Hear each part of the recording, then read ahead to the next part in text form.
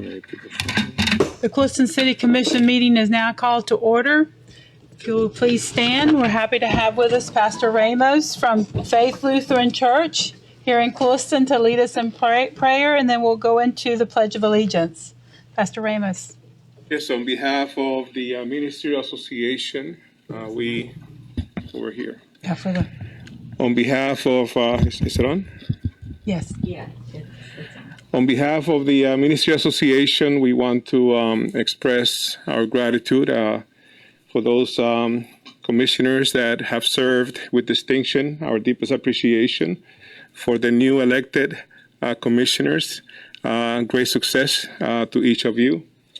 So if you please join me as we come before God in prayer. Gracious God, we come before you to express our gratitude for the beauty of creation that declares the glory of God. We appreciate and worship you for providence, for it is you who orchestrates all things according to your sovereign will. Our seasons, our appointments, Lord, they come as divine appointments, that we may seek your glory and the good of others. I ask for the wisdom and the guidance of the Holy Spirit, that we may seek your glory and what is in the best interest of the citizens of the city. So we ask, Lord, that whenever we fall short of the glory of God, that we may always have the humility to come before you humbly, asking for forgiveness and restoration. We entrust all things into your hands, and we pray all these things in your precious holy name, and God's people say, Amen. Amen. I pledge allegiance to the flag of the United States of America and to the republic for which it stands, one nation under God, indivisible, with liberty and justice for all. Thank you.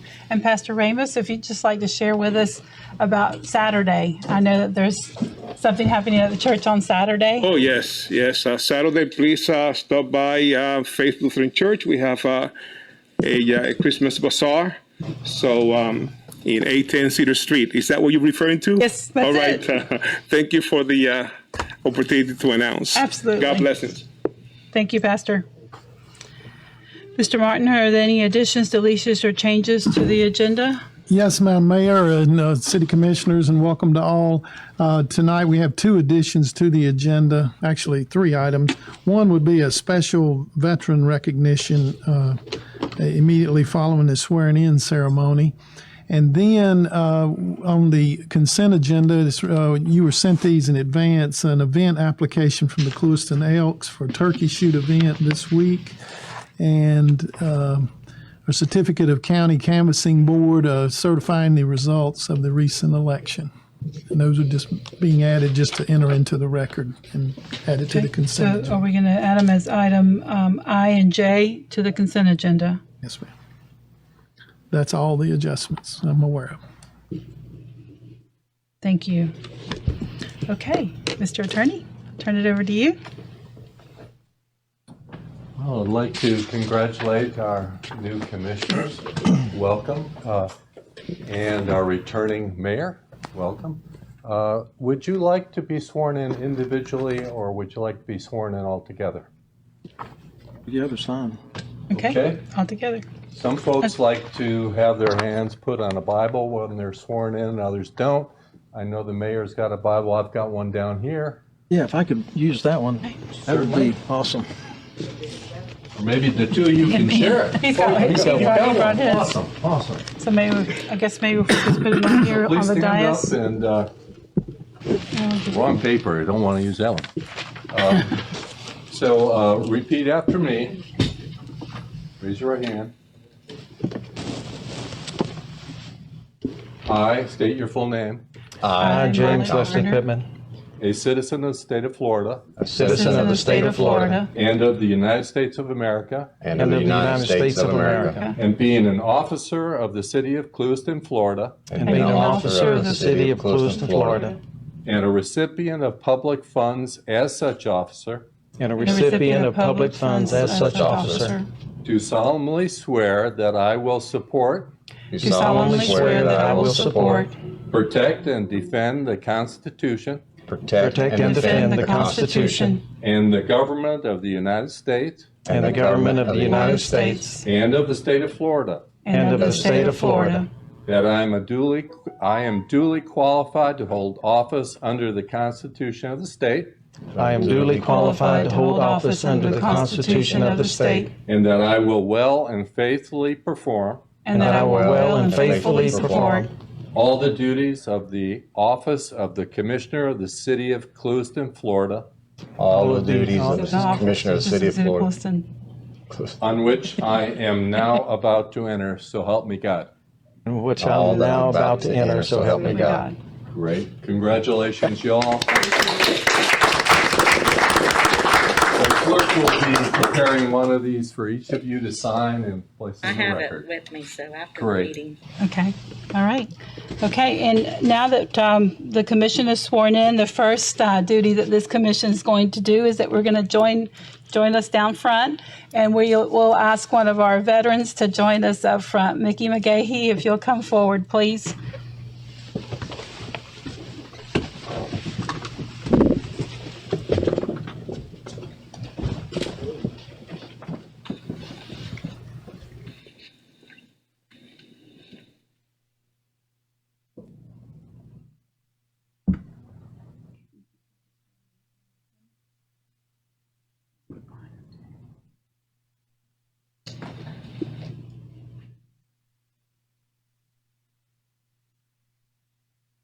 Our city resident, Mickey McGahee, served in the Vietnam War, and his tour of duty in Vietnam was quite harrowing experience. But he served this country, he honored this country by being there and protecting us from just what we know can ruin countries, which is communism. And so we're thankful for Mickey. And our Congressman, Mario Diaz-Balart, has prepared this Veterans Commendation to honor Mickey and his service to this country. And Mickey's story was shared with the Congressman. And as a Vietnam vet, we can all imagine what he has seen. And a boy from the Glades, from Belgrade, growing up in the Glades, and headed to Vietnam, spending a tour of duty there that took him from the south of the Mekong River all the way north of Saigon. And what the work that he did in the division that he was in, which was part of the engineering, prepared installations 24 hours a day. So they had 12-hour shifts in all kinds of combat zones and hot spots. They were helicoptered in and out, so you can imagine what they had to face on a daily basis. After he came back, he served in the Army Reserves until 1975. So it was a period of 4 years that he served the country. And I'd like to read what the Congressman had to say in this presentation. And one of the other things, because what Mickey's experiences so many of our service members have gone through, that there is a special Library of Congress for the Vietnam Veterans History. So Mickey will be contacted by the Library of Congress to share his story so that it can be recorded for generations to come. And so there's a commemoration of the 50th anniversary. There's also that we love our Vietnam veterans. So Brenda, you can put that on your car. And this will go to Mickey, as well as a challenge coin that the Congressman wanted me to present to you to have. But as I read this, on behalf of Mario Diaz-Balart, our Congressman, this is a Congressional Veteran Commendation on behalf of a grateful nation and citizens of the 25th Congressional District of Florida. This Congressional Veteran Commendation is awarded to Robert Mickey McGahee in recognition for his years of service in the United States Army. His bravery, selflessness, and commitment to our nation help preserve the freedom we enjoy today. Signed under my hand this 10th day of November of 2020, Mario Diaz-Balart, Member of Congress, and it holds the U.S. House of Representatives seal. Mickey, thank you so much.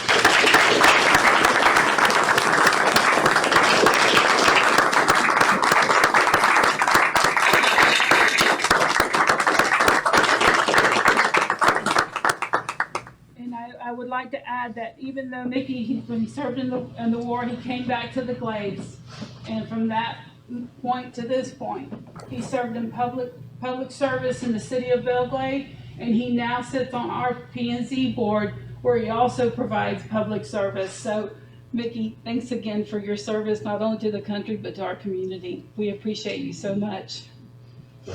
No, thank you. You want to say a few words? Did anybody bring any rotten eggs?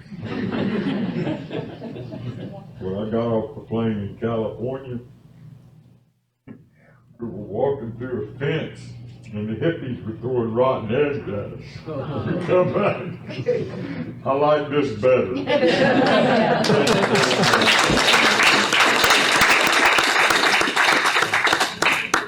Brenda, thank you for sharing him with us. Okay, we appreciate it. Thank you. Yes, sir. Thanks for your service. I have to come back down. Thank you, Mickey. Thank you, Melanie. Congratulations.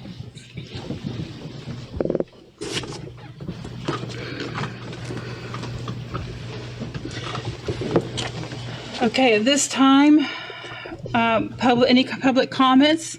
If you would like to make a comment, if you'll be more than welcome to come forward and state your name for the record.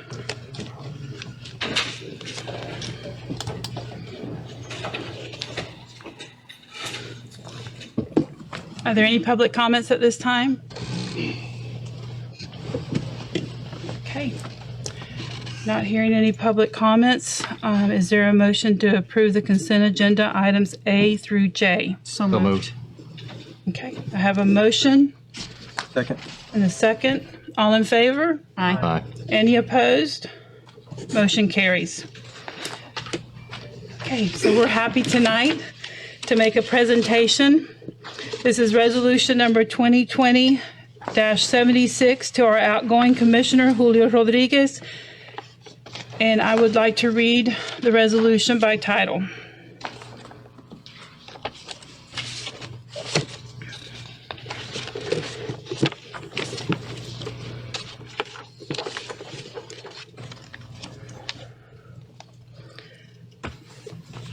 Well, I need to get to the right one. Resolution of the City Commission of the City of Clewiston, Florida, acknowledging the contributions and accomplishments of outgoing Commissioner Julio Rodriguez. Whereas Julio Rodriguez has served for 17 years on the City of Clewiston City Commission, and during these years he has displayed exemplary dedication to the best interests of the community by working for the betterment of its economic, cultural, recreational, and aesthetic development. And whereas Julio Rodriguez has given freely and willingly of his time, abilities, and skills, and has exhibited the fortitude to make difficult decisions. Now therefore it be resolved by the City Commission of the City of Clewiston, Florida, that the City Commission on behalf of the citizens of Clewiston does hereby honor and express their appreciation to Julio Rodriguez for his distinctive and outstanding service and his unfailing and unselfish giving of time to the City of Clewiston and its citizens. This resolution of appreciation shall become a permanent public record of the City of Clewiston as a tribute to Julio Rodriguez's services, and we have passed and adopted it this day of the 16th day of November 2020.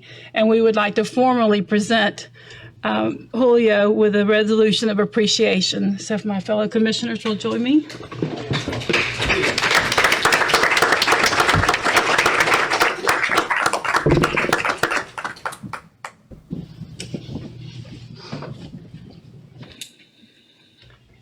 He exercised. Yeah, I left my mask up there. That's all right.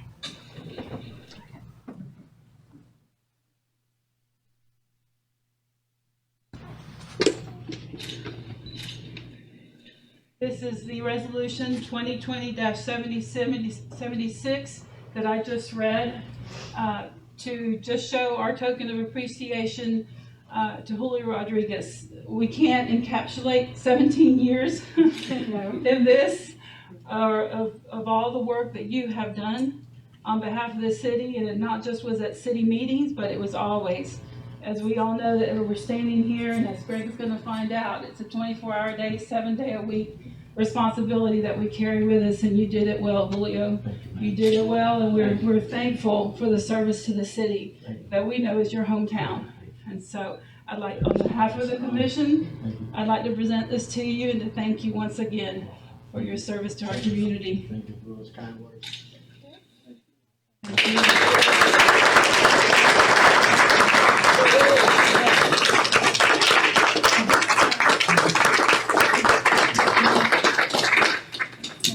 This is your opportunity to say a few words. So, all right, I'll take this one. We also have one for Commissioner Michael Atkinson that will be presented to him at a later time.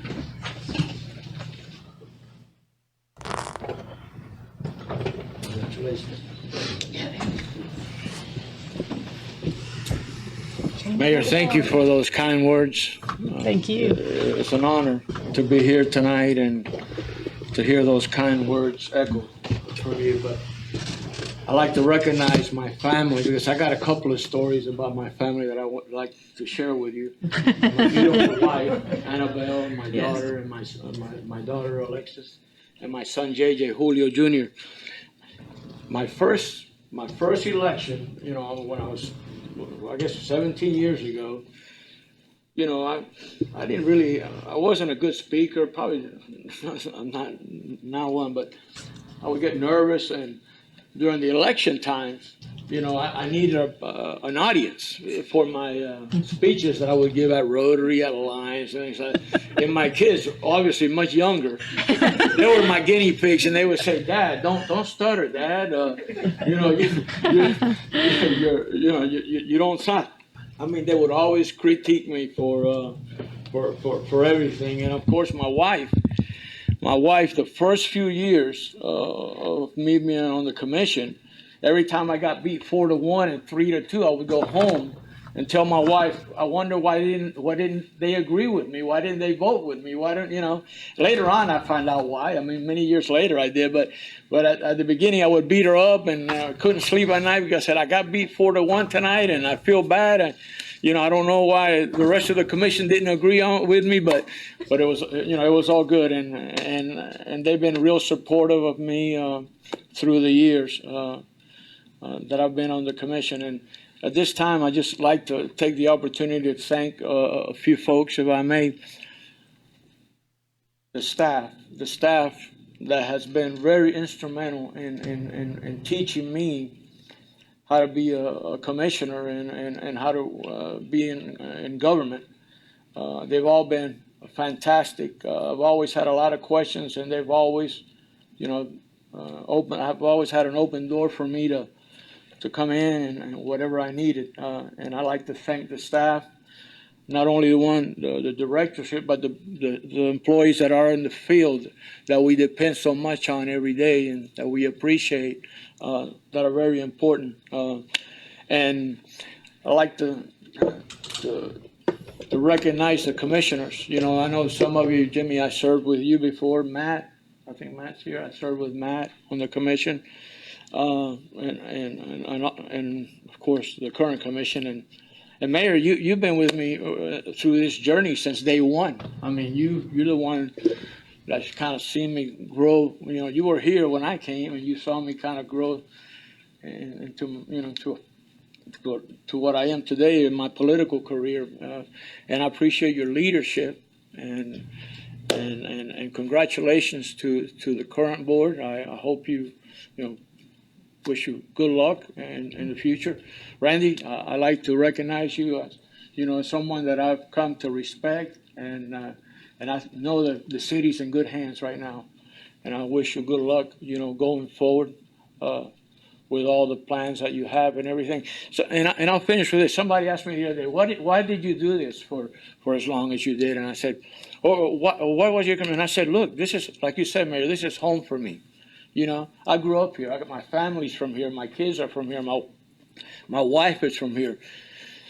It's been a great journey. It's an honor. It was an honor for me to represent this city. Everywhere I went, I met a lot of new people. I met a lot of friends.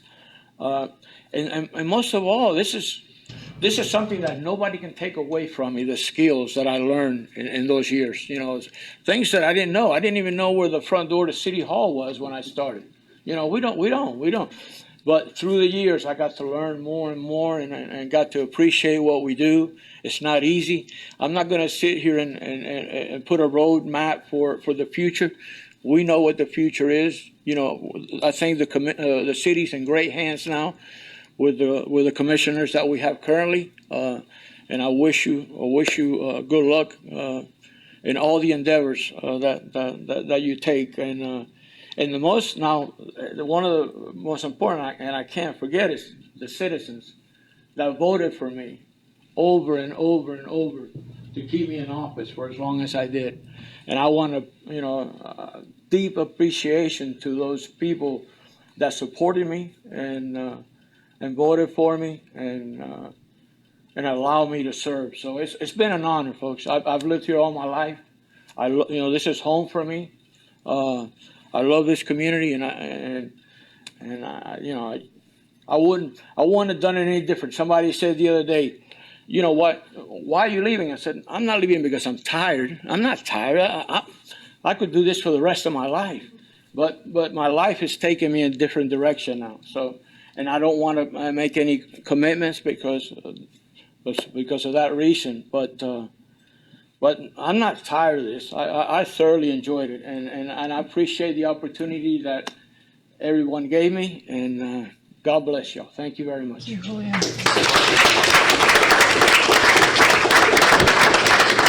Thank you so much. Can we do? Thank you. Can we do a picture? I'll miss you. Julio, can we do a picture with your family in front? Okay, if you guys would stand, we'll take a picture with. Do we have somebody who can take a picture? Do you have a? Okay, perfect. Thank you, Paula. Okay. JJ, if you want to come around, okay.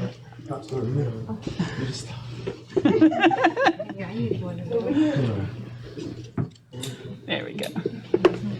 I know these little separations here. Asuka.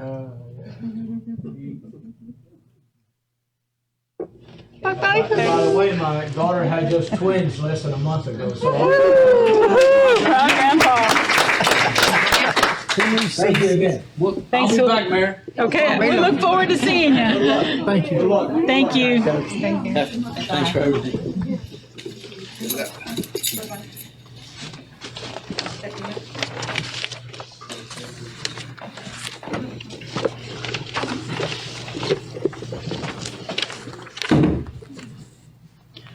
Okay, the next item on the agenda is a public hearing.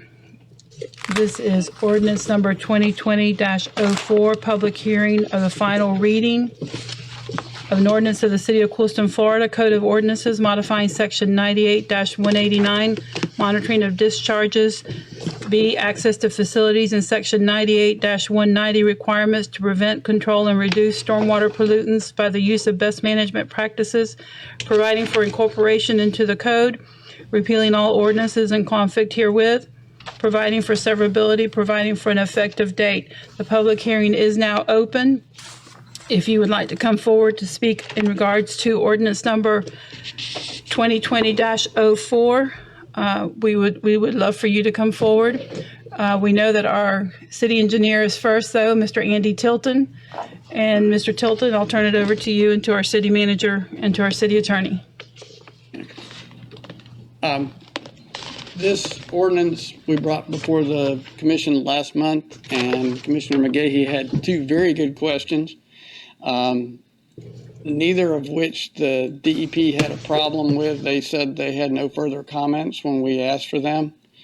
And subsequently, we've added one more word in the first line, I think it's of Section 2, where it talks about the area, and we've added the word urban. There's a lot of exclusions for agriculture anyway, and we just wanted it to be clear in here that this is just for the urban portion of the city. So if you have bona fide agriculture within the city, it still falls under the agricultural rules, and you're not bound by this. Page 3 of the ordinance, so it would be amended to read, best management practices shall be utilized for any urban activity, comma, and then go on. Okay, all right. Okay. Randy, is there anything else that you wish to add to this? No, as mentioned, I thank everyone for all the participation. We had a third-party analysis done, and that urban was the only suggestion out of that. So I feel very comfortable in recommending, once you conduct any additional public comments, recommendation is to adopt, and we will forward it to DEP for meeting the city's obligations under previous commitments to take action to update the city's stormwater regulations. We still have additional steps to do. Engineers already working on those with regard to mapping and things of that nature, updates that we're working on to meet the deadlines that have been established. Okay, and it's my understanding that this is part of the requirements that we have under DEP to adopt an ordinance. Yes. Yes, under the original NPDES permit that was issued back in 2009. Okay, all right. Questions or comments from the commission? Are there any public comments at all in regards to this ordinance? Not hearing any, we'll go ahead and close the public hearing. I'd like to state for the record that we do have an affidavit of publication that was sent out into the Clewiston News, and we followed all the requirements for this public hearing. All right. Again, the recommendation from staff is to approve ordinance number 2020-04 with the changes that were outlined tonight. Move we approve. Have a motion. Is there a second? Second. Have a motion and a second. All in favor? Aye. Any opposed? Is that a nay? No. Okay. All in favor. Okay. Thank you. So all in favor, the motion carries.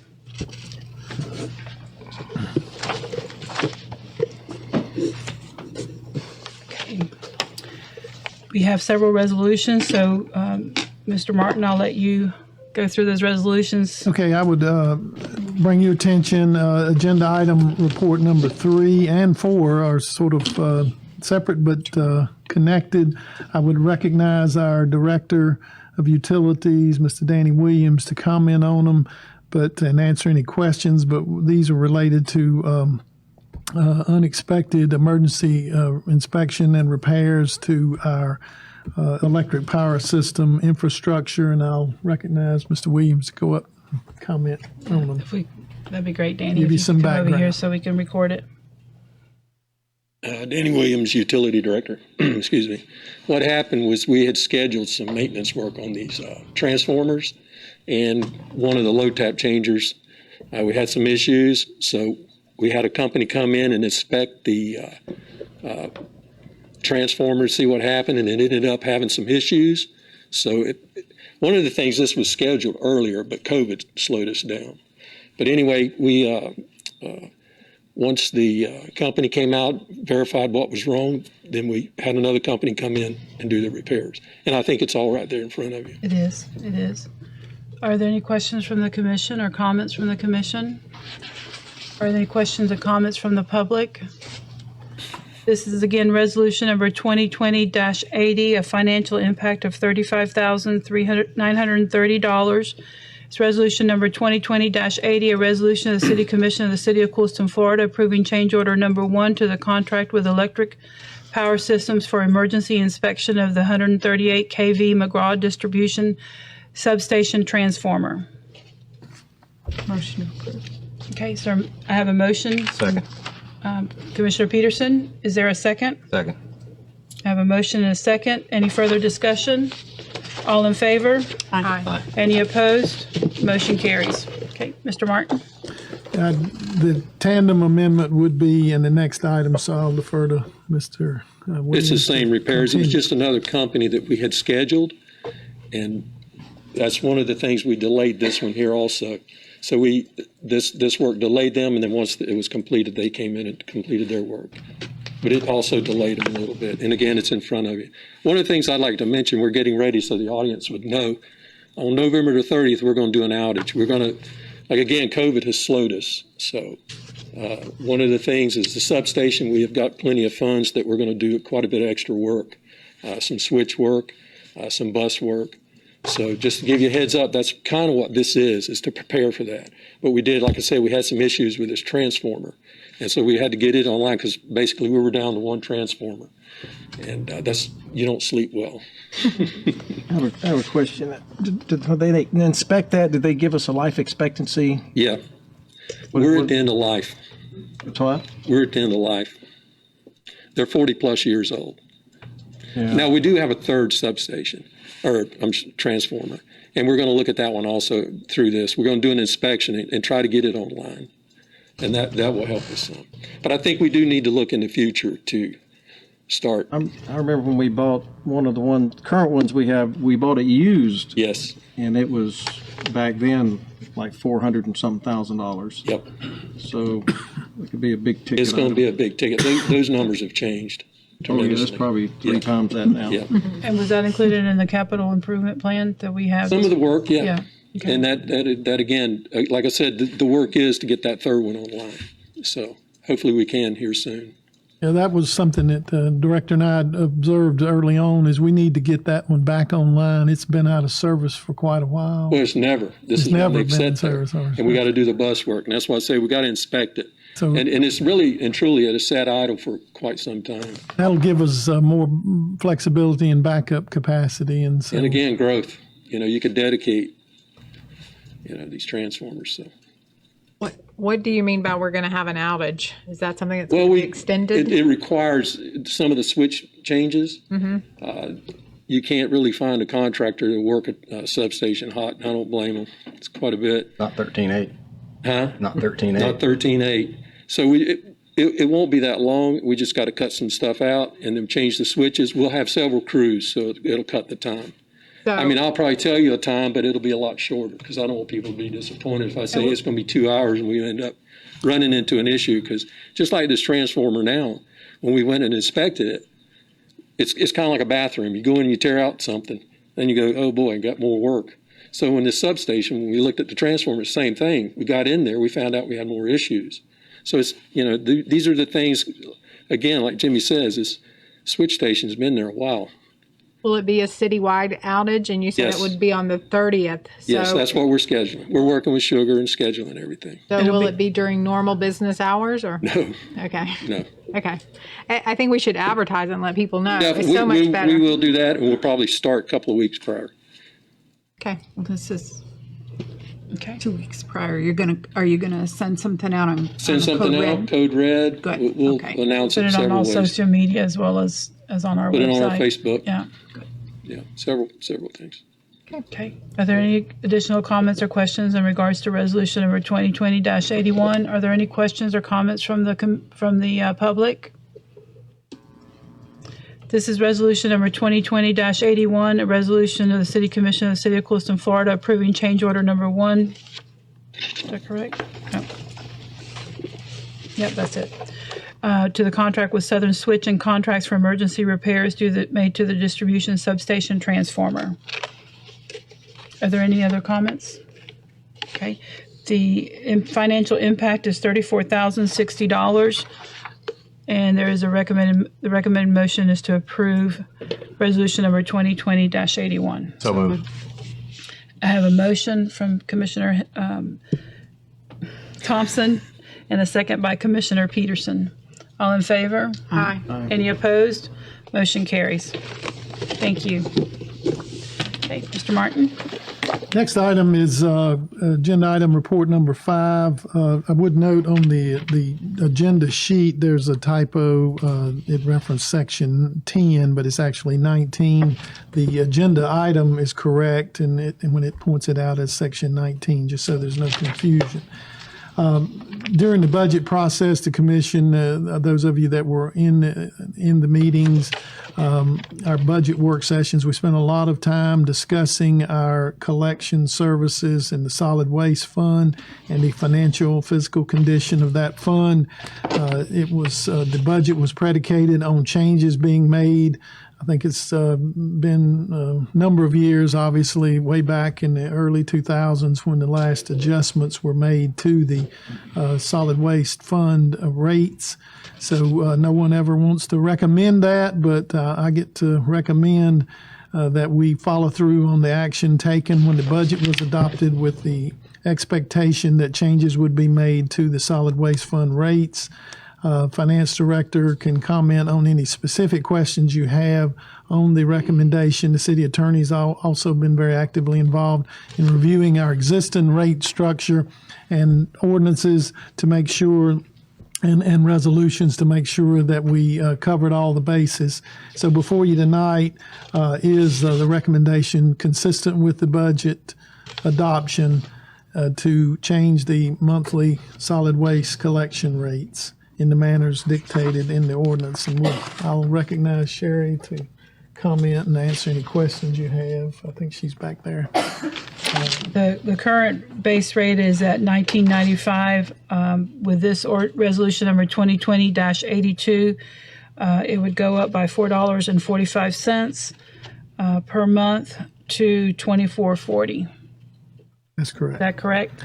And and as noted, there's some other changes to the containerized solid waste rates, going from $9 to $10.40, and you have those laid out. It also deletes some previous provisions that are no longer applicable.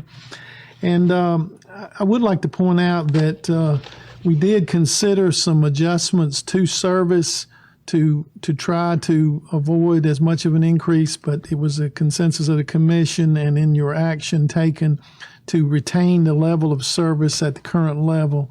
So this does not alter the solid waste collection service days of service in any manner. Okay. Sherry? I know that in coming to this, I mean, the staff looked at it very carefully and reviewed it. We also did a survey of what other communities were doing, if you want to speak to that as well. Yes, we reviewed some of the surrounding communities, and our rates are, we're not out of line. We're actually cheaper than, say, Belglade. And also for the collection, for the commercial collection, we made sure we reviewed it against our sister city and what we were doing there, just to make sure that the rates that we were charging, the formula that we came up with, that they were in line, and we're very close to what they do as well. So there's nothing in the rates that are, we're not higher or out of line. Okay, all right. Is there any questions from the commission? Mayor, I'd like to recommend one wording change on paragraph 2, where I'd like to add the words "of the dumpster capacity," so that it would read $10.40 per cubic yard of the dumpster capacity per dumpster for each dumpster picked up more than once per month. Okay, so adding of the dumpster capacity. Yes. Okay. I think that's in the one in their agenda package. Is that, Kathy, is that the correct, does that include that change? That wording was not included. Oh, it was not in this one. Okay. Thank you. Okay, Mr. all right, so Attorney. that's noted. All right, any questions from the public or any comments from the public? One thing I failed to mention, Mayor, and just for clarity and for the public, this would be effective January 1 of 2021 and be reflected on the bills issued thereafter, these changes. Okay. And we'll do public education, assuming you act to approve them, to inform the public of the changes. Sorry. Okay. All right, this is resolution number 2020-82, a resolution of the City Commission of the City of Clewiston, Florida, revising the monthly garbage collection rates as contained in Appendix A, Section 19 of the Code of Ordinances of the City of Clewiston pursuant to Section 74-114 of the Clewiston Code of Ordinances and providing an effective date. This resolution is amended as per the attorney's recommendation on item Section 19A2. The staff recommendation is to approve resolution number 2020-82 and that it will go into effect for fiscal year 2021 budget, but it will begin in January of 2021. Is there a motion to approve? So moved. I have a motion from Commissioner Peterson. Is there a second? Second. I have a second from Commissioner, it was Pittman, correct? Yeah. Okay. It's kind of hard with these. I have a motion and a second. All in favor? Aye. Any opposed? Motion carries. Thank you, Sherry. Mr. Martin? Yes, I have proposed for you the next item, number 6, is a resolution number 2020-83, which would authorize the South Florida Internet Crimes Against Children Operational Task Force Memorandum of Understanding. This is with our entire region. It's led by the Broward Sheriff's Office, and be glad to answer any questions. But we're a member of a number of these type of task force, and we recommend that we participate. Okay. I'll read the resolution by title. It's resolution number 2020-83, a resolution of the City Commission of the City of Clewiston, Florida, approving the South Florida Internet Crimes Against Children Operational Task Force Memorandum of Understanding with Broward Sheriff's Office. And as noted by the city manager, that there's several adjacent counties and communities that are all part of this task force jurisdiction. Any questions? Any comments? Anybody from the public? Okay. Again, the recommendation is to approve resolution number 2020-83. So moved. I have a motion and a second. All in favor? Aye. Any opposed? Motion carries. Okay. I'll turn this over to the city attorney. Thank you, Mayor. I'm requesting that the city conduct what's referred to as an attorney-client shade meeting on December 21st regarding the matter of Clewiston Commons versus the city of Clewiston. We would like to do this meeting to bring our new commissioners on board and up to speed with respect to this litigation, and also update our existing commissioners with regard to what is currently occurring in that matter. That meeting, in attendance will be the mayor, Commissioner Peterson, Commissioner McGahee, Commissioner Pittman, Commissioner Thompson, Randy Martin, myself, and Kyle Dudek, who is the attorney for your insurer. We'll also have a court reporter present. After the meeting, we'll come back to the meeting here in public to take any action that's necessary. There may not be any action necessary at that time. Okay, so do we need a motion to schedule it, or Yes. Okay, all right. Is there a motion to schedule the meeting as shared by the city attorney? So moved. I have a motion by Commissioner Thompson, second by Commissioner Peterson. Any further discussion? Is that a time certain, or? It will be during your regular meeting, and Okay. you will adjourn when you get to that item. We'll go into the private closed session and then come back out into the meeting. That's all I have. Okay, I have a motion and a second. All in favor? Aye. Any opposed? Motion carries.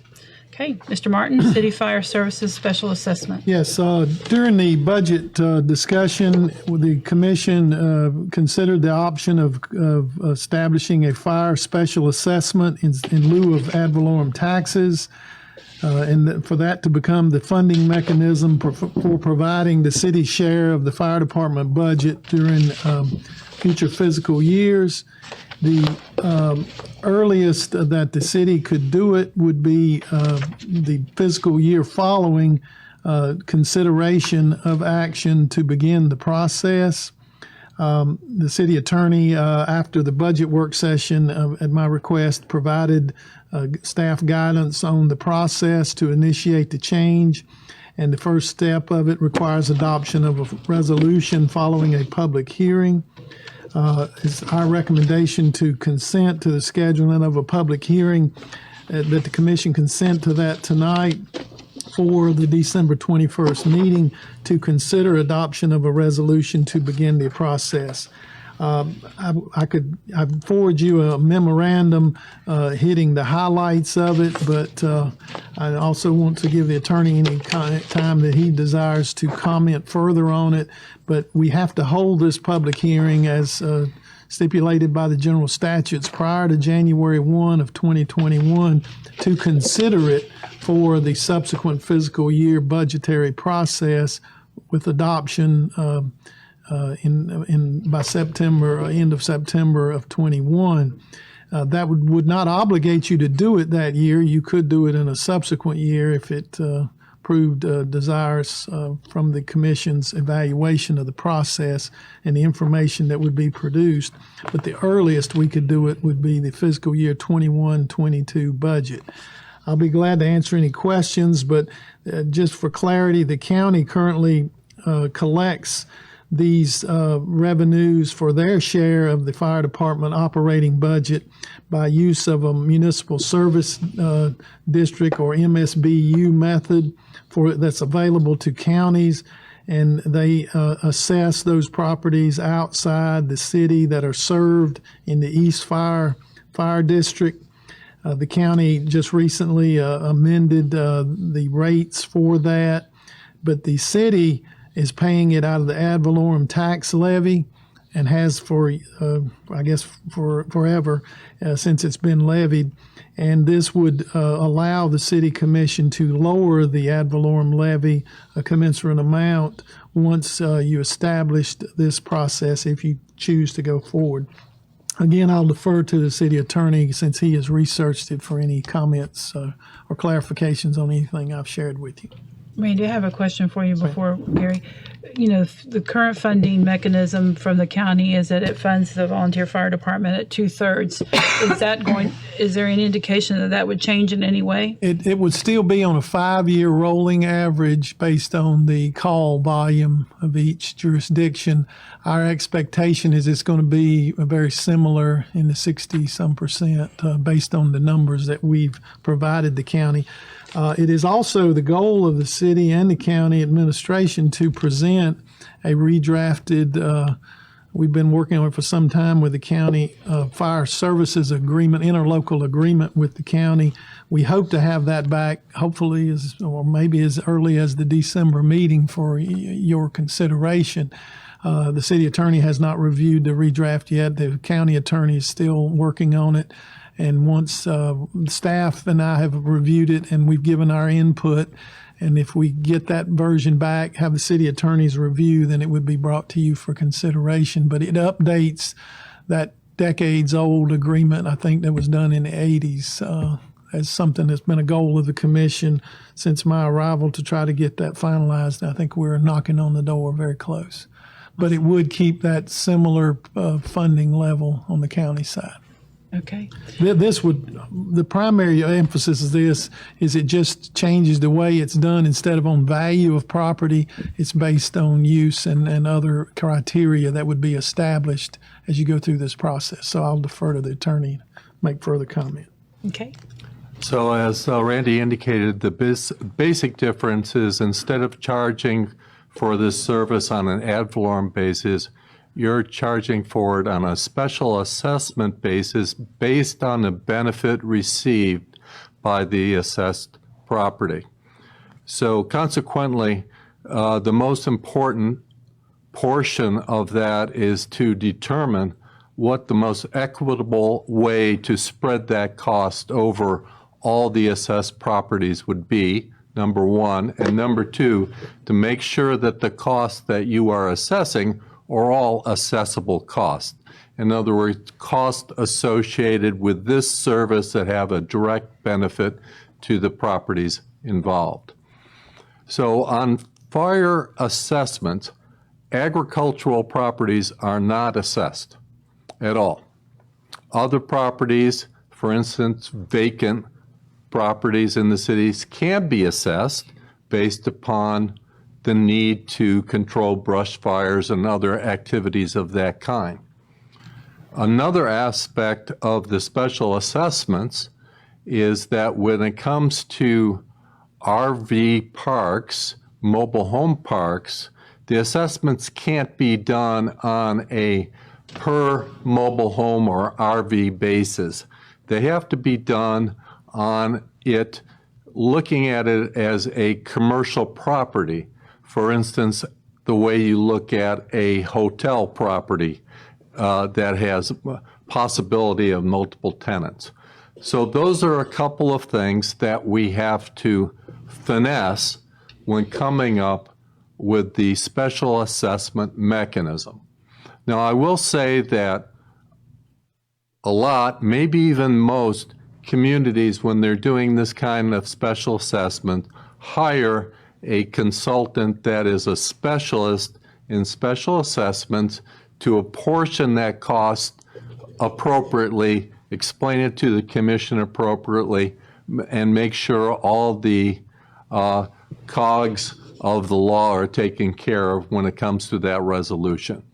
So that is something that the commission may want to consider.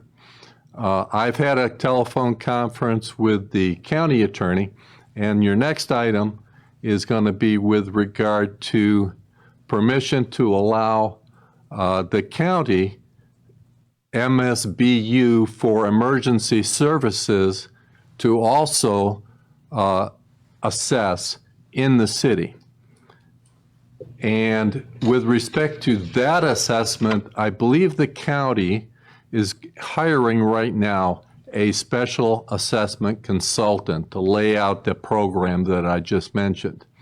It would be, quite easy for the city then to piggyback on that consultant's contract and also utilize that same consultant to come up with an assessment program that really laid everything out and made a lot of sense in the city. Those are my only comments. And the only footnote I would add is, I failed to mention this, we believe from a staff level and based on everything we've seen in discussions with the county and looking at the areas we serve, that this will be a more fair and equitable way for it to be funded going forward, because the out-of-city properties and in-city properties would be treated the same. Essentially, that would be our goal, to try to treat them very similar.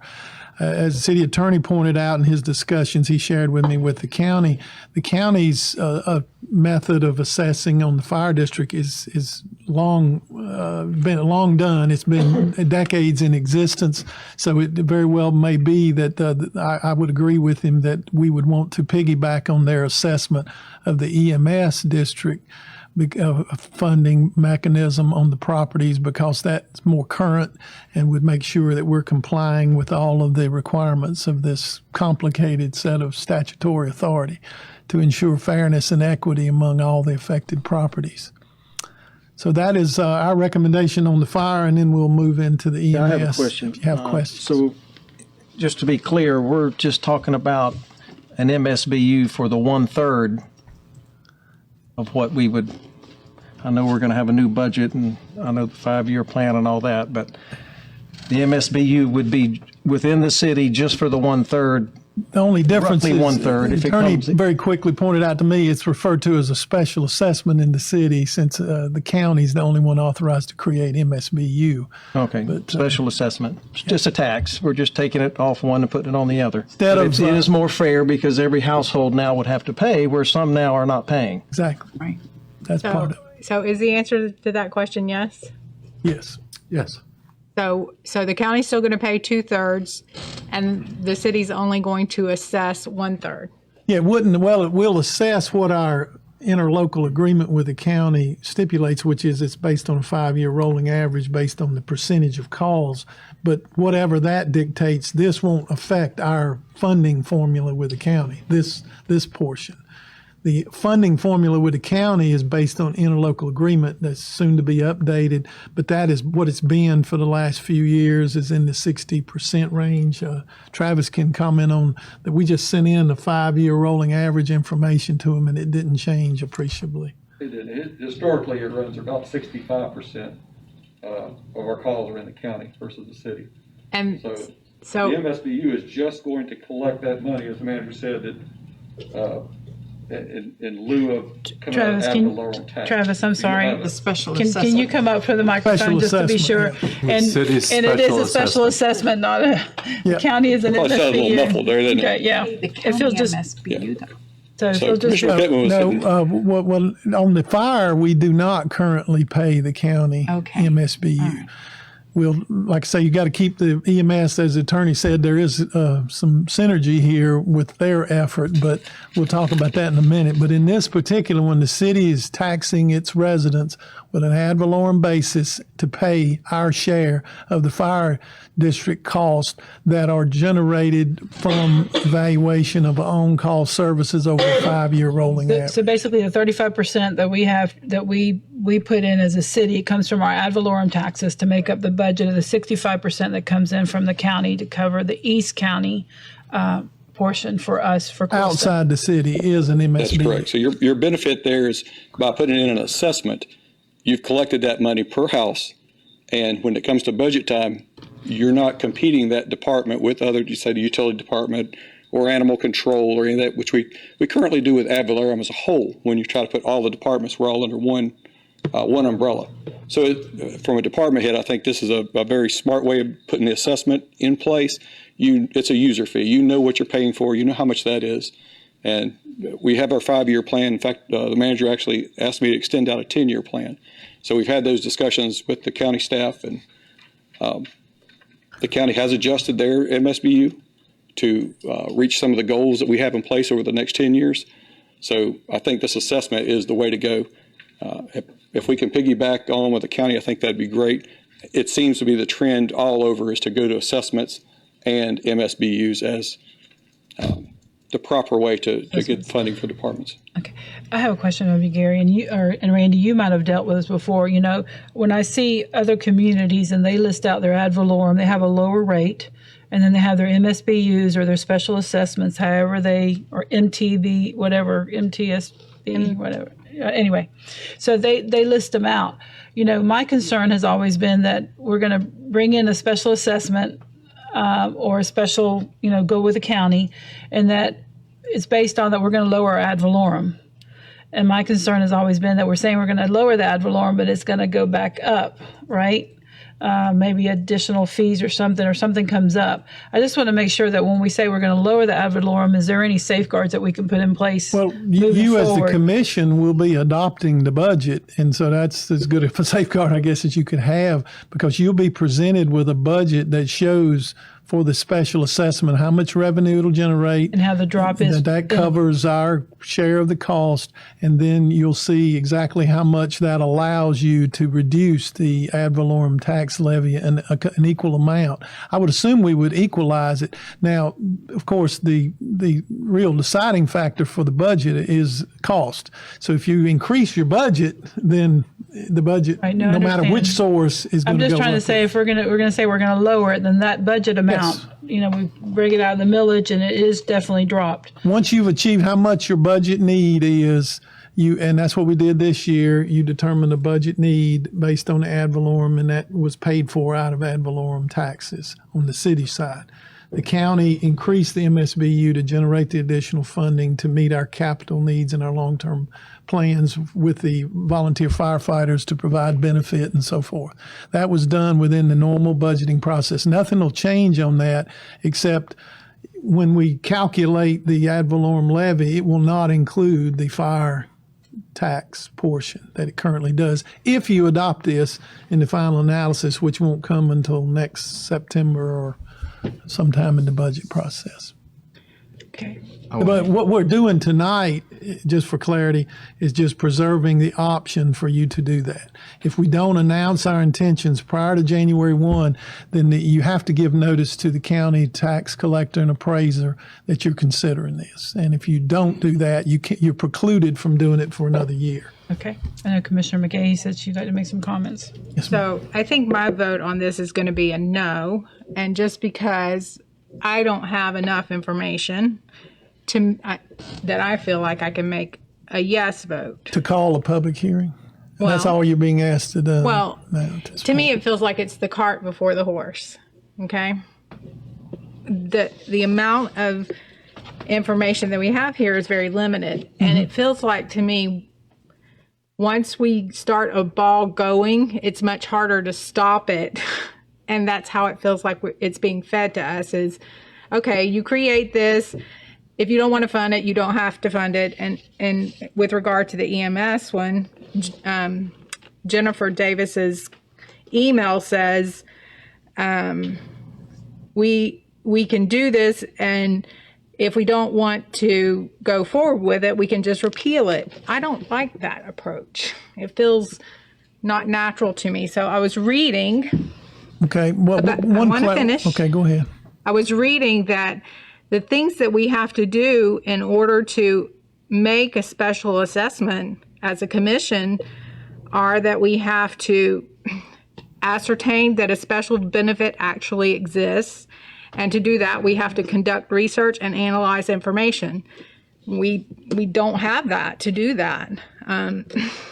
We have to have financial experts and consulting engineers that can present an analysis upon which the finding of special benefit to the property levied would be based.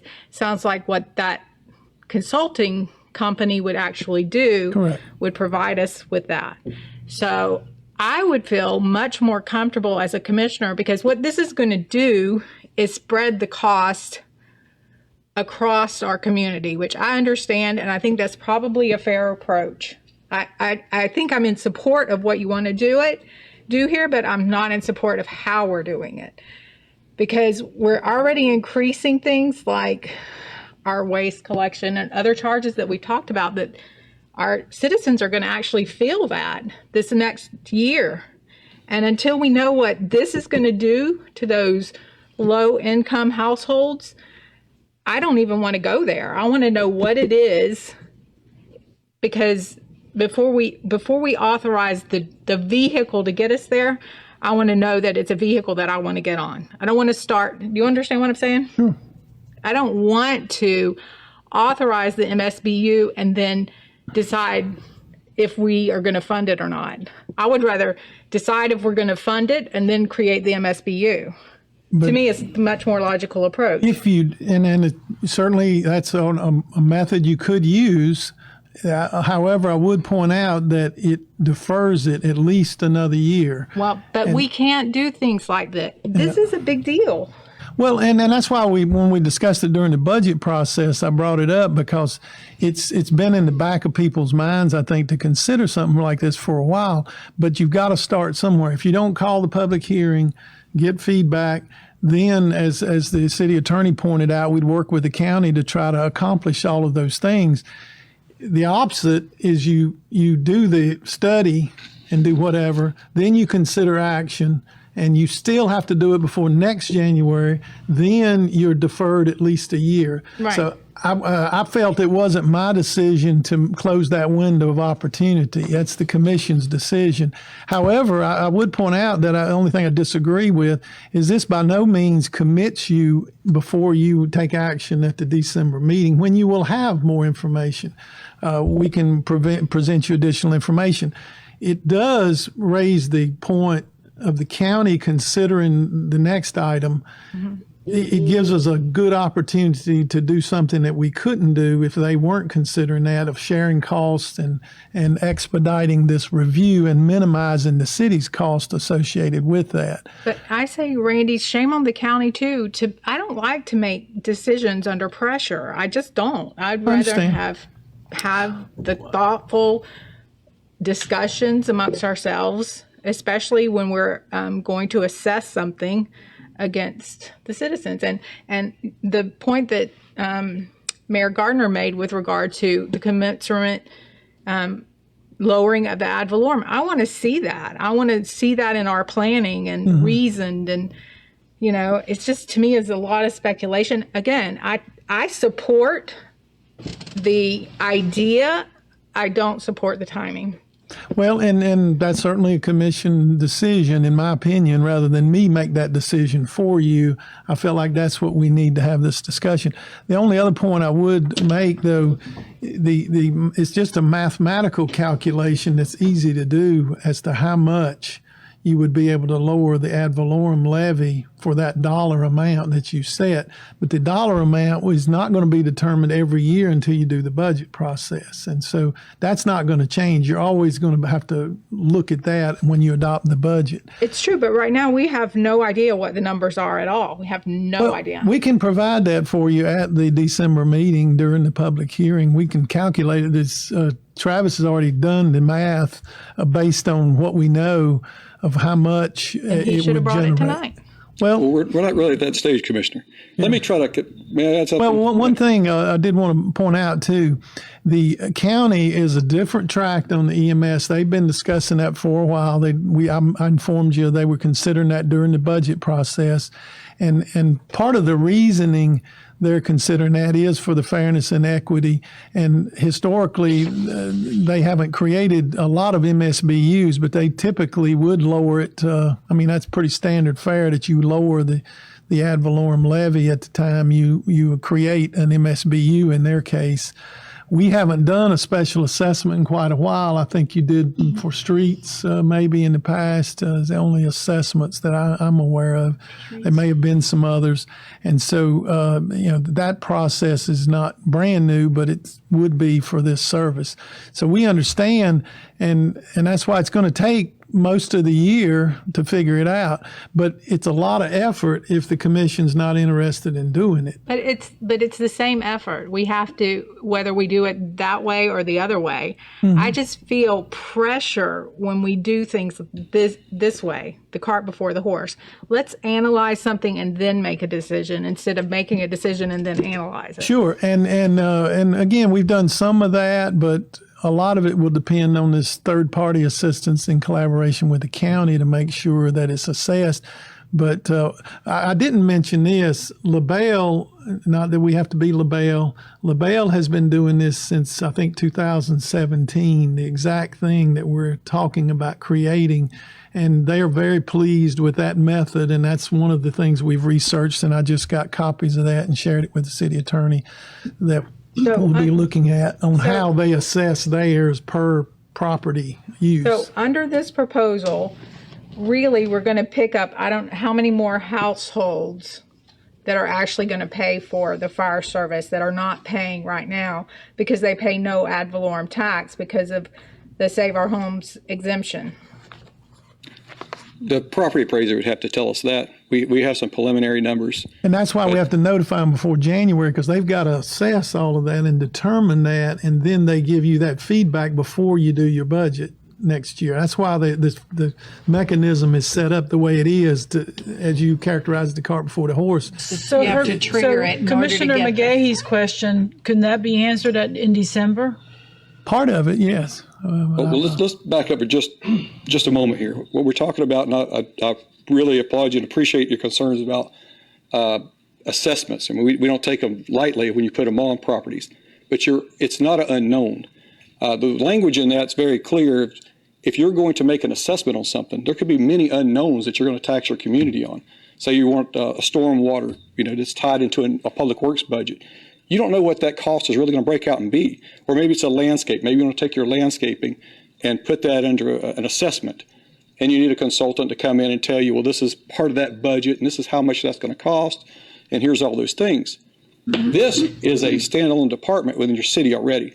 You know exactly what the citizens are taxed on part of that millage in your budget every year. You see it. It's a fixed number. And you understand what the service is. So you're getting fire protection and prevention. So you know what the costs are. So with all that said, it's to me, and what really sold me on it, it's just like you had this commission tonight, decided on garbage rates. It was very open, good discussion on it. You know exactly what the citizen's paying for per ton, per house. So it's really a good mechanism to say, I know what I'm getting for what I'm being charged. So to me, that's...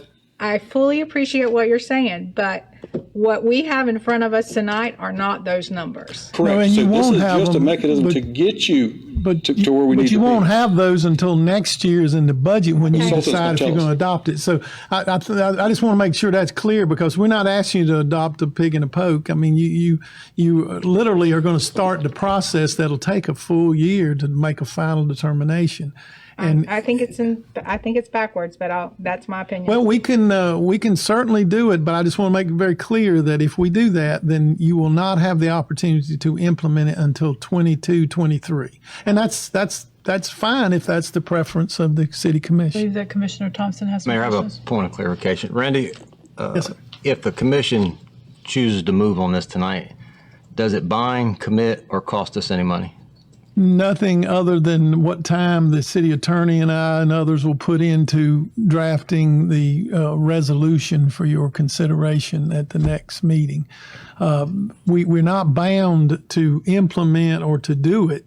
It does trigger the county and put on notice the county appraiser and tax collector, and I think the state, we as treasurer, we have to notify all those agencies that we are considering it, and then give them time to do their due diligence on that side. Part of the timing of this works, in my opinion, in a positive way if the county goes forward and we consent on the next item. That would be ongoing, and again, that might save money and cost and study and all the time if we're doing it in collaboration with the county, because they've got to add in, they've got to create an MSBU system for the whole county if they go forward with their action. And their hope is they want to have that effective next fiscal year for adoption. And are there any consequences if we don't take action tonight? Other than the delay of 1 year, I don't believe so, because if it's your consent that we proceed to work with the city attorney and work with the county to come up with a recommendation on future consideration of the special assessment, if you tell me to just drop it all, that's one decision. If you tell me to go forward with it in the order that Commissioner McGahee has suggested, to where we do the study first, then come back and initiate the process before next January 1, and then it be effective if you adopt it the following fiscal year, then that gets us there. It's just 1 year less time. And when we get down the road, these assessments will be in place of, not in addition to, your property taxes. Correct. That's that would be the recommendation of management, is when we craft the budget, we would calculate the amount that you could lower the ad valorem levy to offset the cost associated with the current method of ad valorem payment of the city's share of the operations of the fire department. And to touch on the mayor's question, historically, some municipalities have used this to later on down the road it makes it a little easier to increase your ad valorem, because you lowered the budget or lowered your taxes prior years. So that's something we have to be conscious of if we choose to move on this, is to keep it a savings. But in my comment to that, I appreciate you restating that, because the ad valorem is determined based on the demands for the ad valorem revenue. This would no longer be part of that equation, the fire department, if you go this route. And that's really the only difference. When you do your ad valorem, every year you will determine, do the services warrant an increase in the rate, a lowering of the rate, or so forth. But once you make that initial adjustment, fire department will no longer be expecting or receiving any dollars from the ad valorem levy. They would only receive it through this special assessment process, if you choose to adopt it. But it's good discussion, and I don't think we're going to be spending a lot of money between now and next month. In fact, I think we could probably have a really close number as to what the special assessment would be. May not be exact, and I think if y'all can sit here and tell us you can bring us those numbers, I mean, I don't want to squash it tonight. May squash it in December if we don't feel comfortable with what we're seeing. Or defer it, either way. You wouldn't have to necessarily say yay or nay on the final outcome, but you could defer it, But just at least with it the would- understanding it would be another year. At least move us forward, because here's the bottom line. Either 60% of the people pay 100%, or 100% of the people pay 100%. That's the number one question. And if we want to move to a special assessment, then that's what happens. 100% pay 100%. And we may not have all the info tonight, and I didn't expect to have it, but I think we could have a pretty close by the next meeting. And like I said, I can share with you the example from LaBelle, because they are basically, from what I gather, mirrored theirs, similar to what the county's doing in the areas outside of their jurisdiction that they serve. I didn't want to muddy the water too much by throwing all that at you tonight. And again, Travis has done some research. We'll attempt to get you as much as we can if you keep the window open and allow us to advertise. Now, it does require a 4-week advertisement. That's why we've got to start that now to be ready for the December 21 meeting. And I have a question to the attorney. Were you through your comments? Was there something else? Okay. If we get down the road, like Mr. Martin's saying, and let's say we pass a resolution and we get down and we can delay it, not implement it in the year that or this next budget year. That's correct. Okay, we can delay it for another year. Yes, you can. Okay, all right. It would require an ordinance, correct, Counselor? Right, we'd have to do some changes, I'm sure, or the attorney would guide us on that. But I just want to make sure that we have that option. It's not written in stone that, if we go through a public hearing process and we hear both sides, that if it does pass, that somewhere between now and, October 1st, we can make changes if need be. Yes. Okay, by not implementing it for the next fiscal year, we can delay it for another year. Or indefinitely. No. Okay, all right. So when we have that next meeting, can we please have in front of us the information that you've already asked for, as well as in conjunction with the other rates that we've increased and when they're going to be implemented, so that we know what Miss Jones down the street is going to be faced with in the next tax year, as far as an increase on services and taxes and assessments. Well, we won't know obviously on taxes, but we can tell you what the commission's already adopted. But we can take the amount of what we're looking at and say the millage, with the corresponding we can calculate that would be if such that's and what such. Okay. Yeah. Well, I mean, roughly, it's we're close on that number. We have a good estimate of what that would mean. Okay. It's going to vary obviously by property, but if it's hard to, for example, the person that has the $300,000 house is obviously going to be considerably different than the $100,000 house, but we can give you some examples of that. Okay, so the person that has the $300,000 house is going to pay. Currently, they're paying a lot under more. the assessment, what will they pay? I thought equivalent, essentially the same. Each house will pay the same amount, right? Depending how it's classified. It's different than like apartments and things like that, but single-family homes would be essentially the same, is what I understand.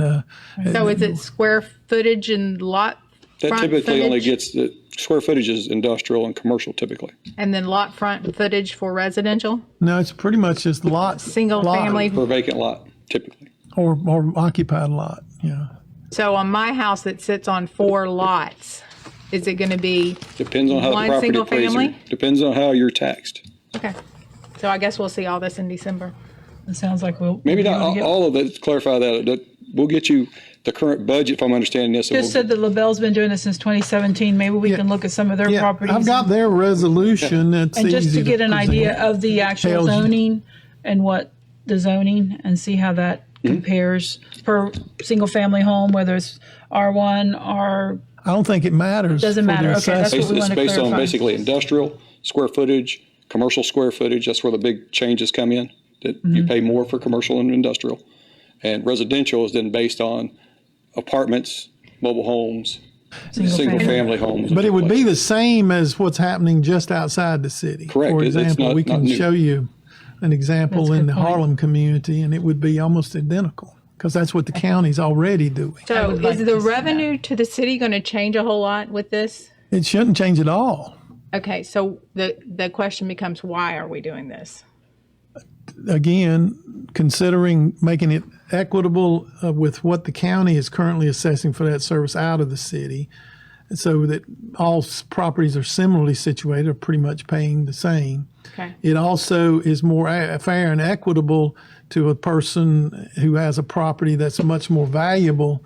They're paying a disproportionate higher share of the cost now for essentially the same level of service. Okay, and the last thing is, do we want to piggyback off of the counties If it'll save us money, yeah. with regard to an analysis of, so we have something that we can look at? But we won't have that till well after I know, December, yeah. but I assume they're going to I start think contracting. that Yes, the yes. attorney, mentioned the piggybacking, and I think with the county, specialist, but the consultant, and I Correct. think that makes sense. They're going to be here. Well, They're going to be looking at us anyway. That's one of the reasons I'm recommending that we pursue it as far as you decide to take it, because we can share those costs, and this part of the work will be done County whenever Fire. you implement And it. we do say county, but we are part of the county. So there's Exactly, got to be yeah. something that would be a benefit to us to work Exactly. with them on this. So I know that Mr. Betalar has his hand up. If you could come forward for the microphone, Question, please. well, he's coming up. Sure. East County Fire right now is $100. Yes, per single-family home. That's- That's the new Does rate. it cover 2/3 of the budget? It does. So 1/3 would be $50. That's just rough. Don't take me that anyone out there. Well, that's the simple math we can That's look simple at. It's math. going to be in that range somewhere. Pay Probably. $100 and 1/3 would be $50. If the county pays, right now their MSBU is 100 and they pay 2/3 of our budget. So, of course, I don't know if there's some big taxpayers that skew that in the Well, they counties. might, but I'm just But saying let's say if simple it's math. equal to the counties, if it's $100, that's really what you'd be looking at in an MSBU, That's rather 100%. than $100 is 100%. each property being assessed based on the value of that house. So you understand who did not want to raise even by $8 because you said every dollar counts. I understand. Okay. Okay. I'll leave it there. Any questions? You'll come forward, Thank you. Raul, because of the microphone. I like to ask questions unless I know the answers, but has anybody been thinking about whether the commercial activity and the residential activity out around in the Everglades area is going to someday create a really onerous burden on this town's ad valorem? Is that in the background? Because nobody's mentioned. No, because Everglades is not in the city limits. It wouldn't be in our ad valorem. But your fire department doesn't care where your city limit. They go wherever they're needed. But that is a good point. Whatever development occurs in East Fire, the county, of course, would administer that. It would be done under an assessment method, whereas business and industry in the city would be paying on an ad valorem method, which would create inequities.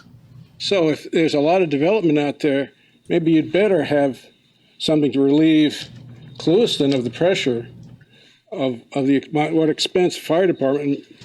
And that's another reason, thank you for that, because that also points out, as our 5-year rolling average changes, if the call volume increases in the county portion of it, then our shares would work with that and change with it. So it could be, if that were to occur, that the county might be paying 70 or 75% based on the call volume in the future after you averaged it out versus the current method.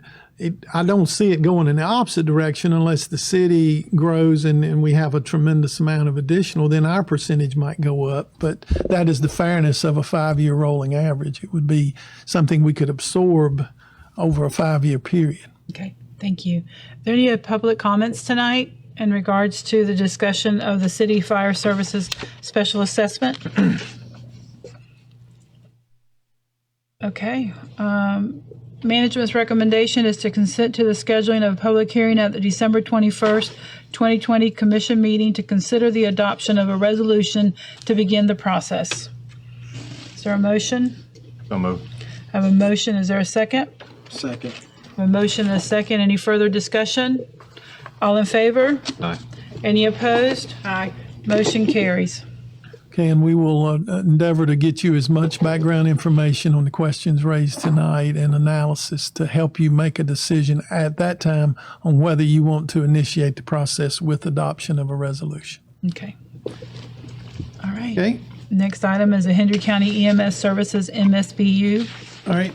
This is impactful in that the county will be going through this process, but essentially the county currently pays the entire cost of the EMS service, the emergency medical services in the county. As I understand it, I don't know if they get revenues from billing and all of that, but all the costs that they fund through the county budget is done by the method of ad valorem tax levy. That includes in the cities of Clewiston and LaBelle. During their budget discussion, they contemplated they would like to look at using an MSBU to bring it on par with what they're doing on fire services countywide. They can do that outside the city now. Obviously, we're doing that with the with the fire service. The difference, however, is the county is in charge of the service, and they're doing the service entirely with county tax dollars. The cities do not budget or provide any share of the EMS service cost, and I do not recommend that we accept responsibility for providing any funding towards the EMS service. We're doing that, as the mayor pointed out on the other example, through your property taxes now in the city. So the county, if they shift and go to a method of collection with an MSBU, they can do it outside the city, but to do it inside the city, it's my understanding, and I'll defer to the attorney because he's much better equipped to answer that, any questions related to that the city would have to consent. We've been provided this example that was included with yours. I don't remember how you pronounce it. Is it Dunellen? Dunellen. I'm still getting used to the Florida names, but that community effectively agreed to this and considered for their county to apply the MSBU on city-situated properties equitable to the rest of the county. So it's my recommendation that we collaborate with them and we concur, one, so they continue to pay the full cost and it's all done on an equitable and fair basis with the use of an MSBU countywide. And LaBelle will be discussing the same thing. We both got this at the same time. And I'll defer to the attorney and let him give you the legal side of it. As the manager said, they have to have the city's permission to extend their MSBU into the city limits, and that's essentially what they're asking for, is an ordinance that specifies that for a period of time the city consents to it, and that you will not withdraw your consent mid-year. You have to do it by a certain point each year. Okay. And again, I know the county has said that this assessment will reduce the millage rate for the offset, similar to what we just discussed on the fire. And that was the discussion they had during their budget cycle, and that's typically how they do their MSBU applications is if they get an additional revenue, they lower the ad valorem a commensurate amount, or would in this case. My issue with that is that there's no written promise or guarantee of that. So there's no limit on special assessments. A government can specially assess you beyond measure. Right. Okay, so there is a cap on millage rates. And the reason that the rule is because with general taxes, everyone pays for the benefit and it's spread across the communities.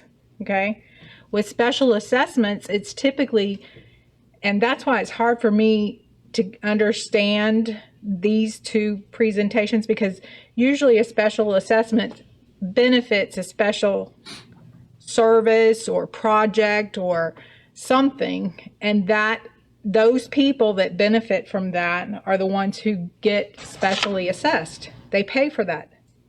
Okay, so while I think we'll be good gatekeepers, the question is, will the county be good gatekeepers? And we can feel the pain of the general population when we say to the county, okay, we'll agree to let you create an MSBU within our city limits. And we appreciate the fact that you're telling us that your millage will go down. My concern is that a year from now or 2 years from now, no one ever remembers that promise. And the millage goes up and the special assessment stays right where it is. Because it's capped at so much, they still have wiggle room. Oh, we look so good. Well, we really don't, because you got to factor in that special assessment. So again, I say no. Well, and the only comment I would make, certainly don't disagree, we do not control that, but the county can do that now. They can set the ad valorem levy in the city for collection of the revenues necessary to do EMS services without our consent. But they're and that capped. will not change. Yeah, but they're they're capped. nowhere near their cap. They're very low. The No, county is I think it's 7. What are they at? slightly above ours, but when they lower the EMS countywide, they're going to go down. Okay. See, they're obligated to their taxpayers to lower the tax rate. And yet they could continue to levy the tax rate within the city without our consent, but they're since still our they county provide the commissioners service. as well. I mean, it's not like it's we're not in the county. Yeah, we're in we're the still county. part of we the have county. we have representation on the county commission. Yeah. So yes, just like people bring our concerns. I mean, the city could bring concerns to the county, because they're. We're part of Hendry County, and I'd like to see that tax rate, the ad valorem, go down. And I have over the years looked at other cities where they have a 3.35 millage rate. Let's say, let's just take that for an example, 3.35. But then when you start adding up all the assessments, you got fire, you got EMS, you got light poles, you got public safety, you got recreation. I mean, so then the millage rate looks low, but when you add up all the assessments, you're almost right back up to what, let's say, our millage rate is at.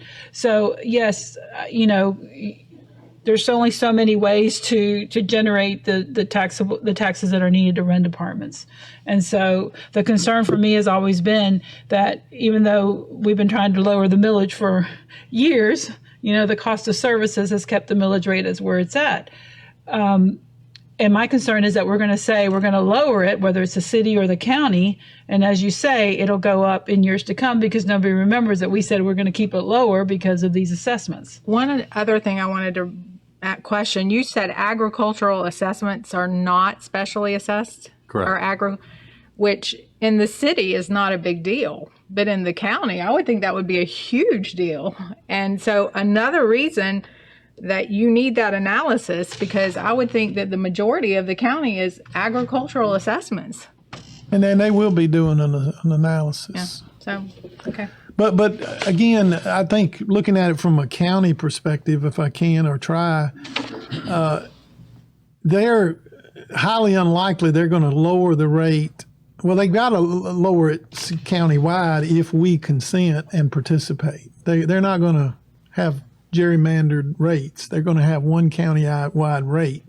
It really, I guess, puts them in a difficult spot. If we don't consent, then they would have to figure out how are the city residents going to pay for this. And there are only two sources. Either they tax them through an ad valorem levy, or we agree to pick up part of the cost. And I do not believe that to be in the city's best interest unless the city makes a conscious decision that you want to provide EMS services as part of the city's services. Well, I'd like to talk about their services that they provide on a different level, because Well, not EMS. EMS services. Oh, yes. really? Okay. Yes. Well, I need to hear that. But, Yeah. but again, if the city accepts that responsibility, we really need to be doing that in a very conscious sense, because that is a huge expense. Well, and I think, that we all realize the importance of having EMS services in the city, provided by the county.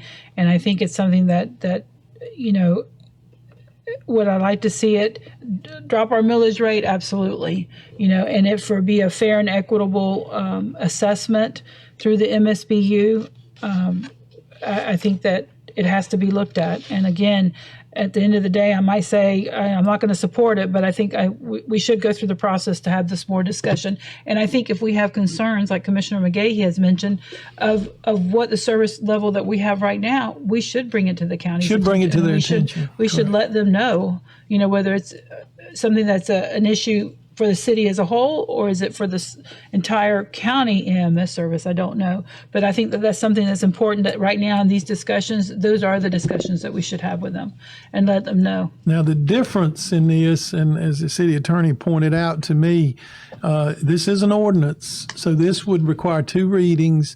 The expectation is they would like to see us act as expeditiously as possible. And I think you discussed with them that you could do the first reading in December, then bring it back for final action in January. Correct. How much they'll actually have in terms of evaluation of that assessment information and so forth will be very early in their process. But that is once we consent, then the city as a formality, it will switch to MSBU unless the county stops it and doesn't do it. But it would be the county's ball, if you will, after that point in their court. Okay, so we have go ahead. Kind of like you guys. On this one, I would need a little more information. On the one before, at least we can control the information. But like, I want to know how many calls they do in the city limits now. I want to know how many units we have. Are they BLS or ALS? I mean, what service are we going to get? And I understand their reasoning for doing it, just like the other reason. And hopefully they'll be able to give the paramedics and EMTs a raise because, you know, these guys are saving lives and shocking your heart, and they're making $12 to $15 an hour. Right. So I hope we can improve the entire EMS system in our county. And if MSBU is the way to go, fine, but can we, I mean, we can always, I guess, squash it at the next hearing. Well, again, I don't believe we would make the decision for them, obviously. They'll listen to us, hopefully, but it's the only discussions I've heard from the county is not service-related changes. This is driven solely by doing the method to match what's being done with the fire district taxes.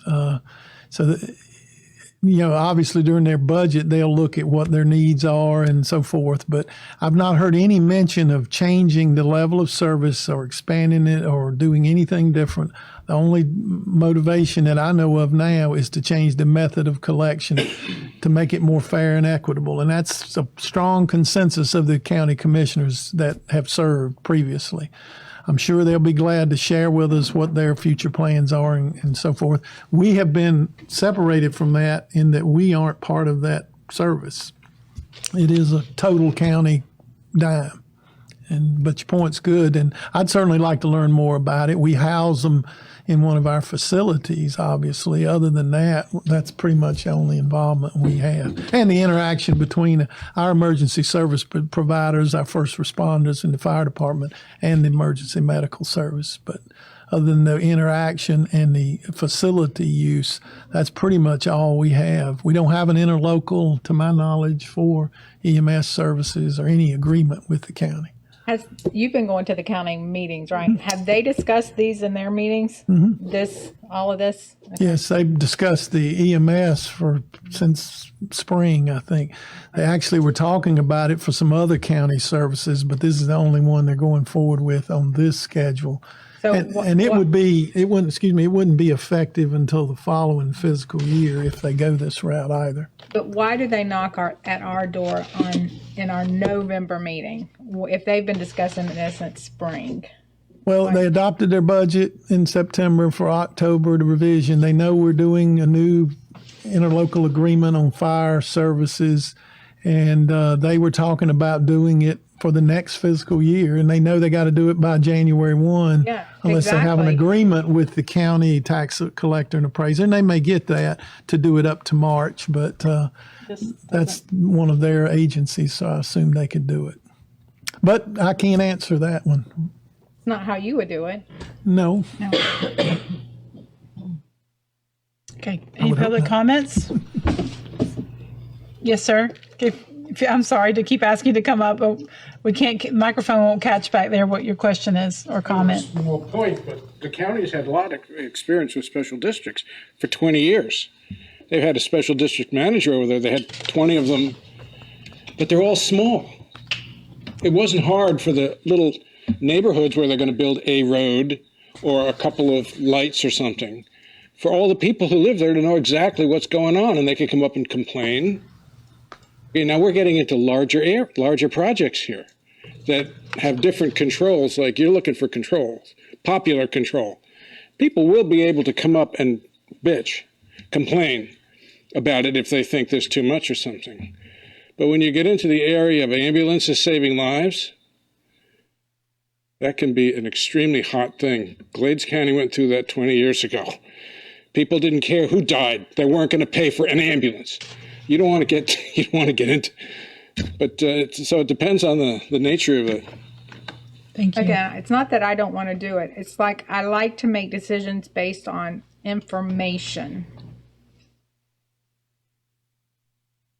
Okay, I know that the recommendation is to schedule the first reading of an ordinance for the December 21st, 2020 commission meeting, consenting to the change in the method that the county uses to fund emergency medical services with ad valorem taxes to the creation of a countywide MSBU. Currently, in the city of Clewiston, it is funded by ad valorem county taxes.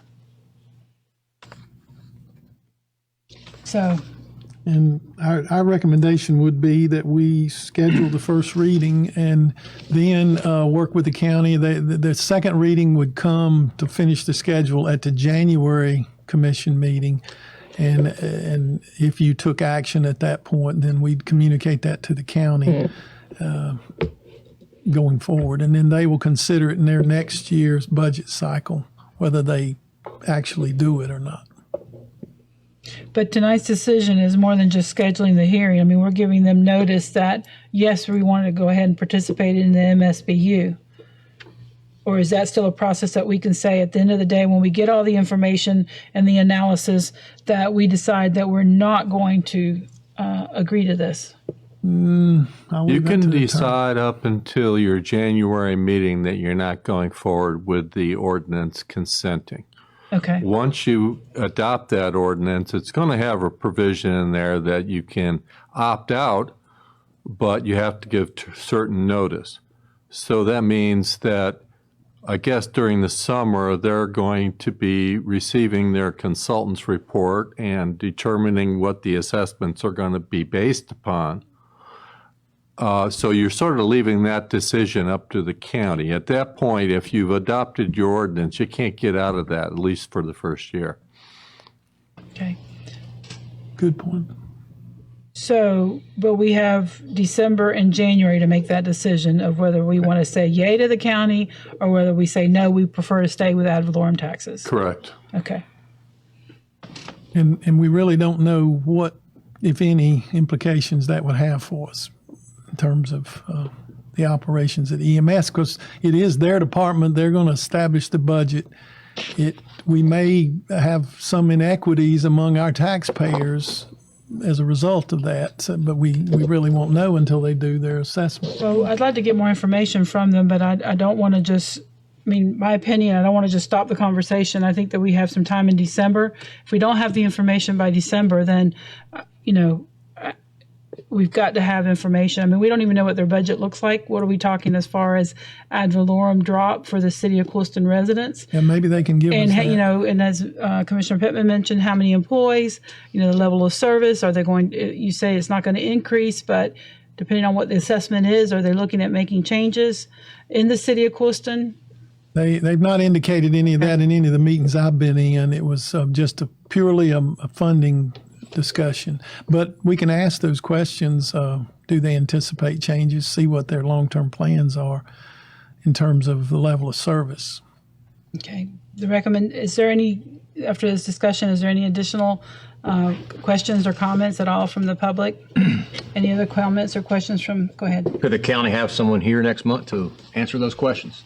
Very possible. We should be able to work that out. Yeah, and this, in addition to having them here, I think if we could get information as soon as possible for us to start reviewing it and asking you questions to go back for additional information. I'm willing to set the first reading of an ordinance for December 21st, 2020 to see what additional information we can receive so that we can then proceed not. The issue with that is that they're not going to have their consultants report, which is really the professionals who should be the ones on whose opinion we should base our decision, in my opinion, until after we enact the ordinance, which is scary to me. Of course, that but that would not be any decision the city be making. I agree with your point. You will not know what the results of their assessment study is. Right. And of course, the way it's set up now with their budget, we wouldn't know either way, the way we're doing now.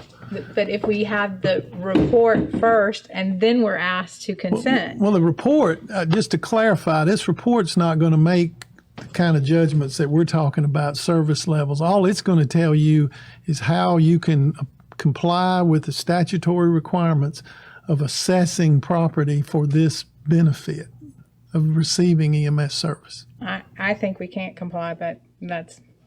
Well, I mean, it's being done, and the statute clearly says you can do it on fire and EMS. Gary's confirmed that. Certain portions of EMS. The EMS is a little trickier than the fire. It's some language in there on that. That's correct. But the fire is clear that you can do that, and it's being done all over. EMS, of course, is their call, but we won't have to participate in that. Our cost will be nothing other than as taxpayers. That's right, which is what we guard, is the taxpayer. Well, you guard what you levy, but you can't guard what another entity can levy. But they're still accountable to all the county residents, which includes the city of Clewiston. Except through the political process, and I'm not downplaying that we have some degree of leverage with this, but how far we go with that, knowing that really the only part we've got in it is whether our people are to be assessed equitably with the rest of the county or not. Some property owners may prefer it that way. Others would be opposed to it being that way. That'll be a political decision that you'd have to make. Okay. Commissioner Thompson, I know you had a comment. Is that okay? All right. Okay. We've had a discussion. We've had some public comment. And so the recommendation is to schedule the first reading of an ordinance for the December 21st, 2020 commission meeting, consenting to the change in the method used by Hendry County to fund emergency medical services with ad valorem taxes to the creation of a countywide MSBU. Is there a motion? Not hearing a motion. I think we have our answer. Okay. Okay. All right. But I think that we brought up some good points tonight. I think we need to actually, Commissioner McGahey made some comments, and I think that the rest of the commission also now is questioning, what that budget looks like, the service provided in the city, and. But I mean, if we're not going to pursue it, do you still want to? No, I think we should know, because I think that if we have their analysis and we have all their information of what they're currently doing and what their path to a countywide MSBU, how is that going to look like? I'm sure that they're still going to have the consultant and still look at what it would look like, if not this coming fiscal year, then maybe the next one. I mean, they still have some homework to do, and so I think that they're not going to stop at this point. But they have to declare by January 2. There's nothing emergency about this. There's nothing pressing. There's no big deal. Let's just do it in the right logical order with information. We can on our end, but we can't control theirs. Well, I think we can tell them, and we can even ask this. Well, their intent, as I understand it, is to adopt a declaration of intent by January. But they can impose an MSBU on us without us passing an ordinance. No, so, but they can continue to tax our properties for the ad valorem method. That's what we have elections for. Okay. All right. But the decision was made tonight. There was not a motion. Right, well, I guess that's what I want clarity, though. When we communicate with the county, you did not take action to call a public hearing or schedule a first reading, not a public hearing. Correct. So the only thing is the information. We need information from them, and we can look at it over this next year, is my understanding, and assess it to see for the next. So you have no intent of taking this action if they go forward in January or in December and adopt a resolution that they're going to have a public hearing. I can make sure I get it right. Their intent, as I understand it, is at the December meeting, which I believe. They have the second No, Tuesday. they only have one in December, and I think it's the third Tuesday, the 12th or the 8th. I'm sorry, I think it's the first one. What is the December? I think it's the 8th. The They're second, having that's a the second meeting, and Tuesday they've is December scheduled a 8th. public hearing to consider action on initiating this process, giving intent for the next fiscal year. So I just want to make you aware of that. they were confident enough to throw half the information in our lap a month prior, and they're planning on moving forward before we give an answer.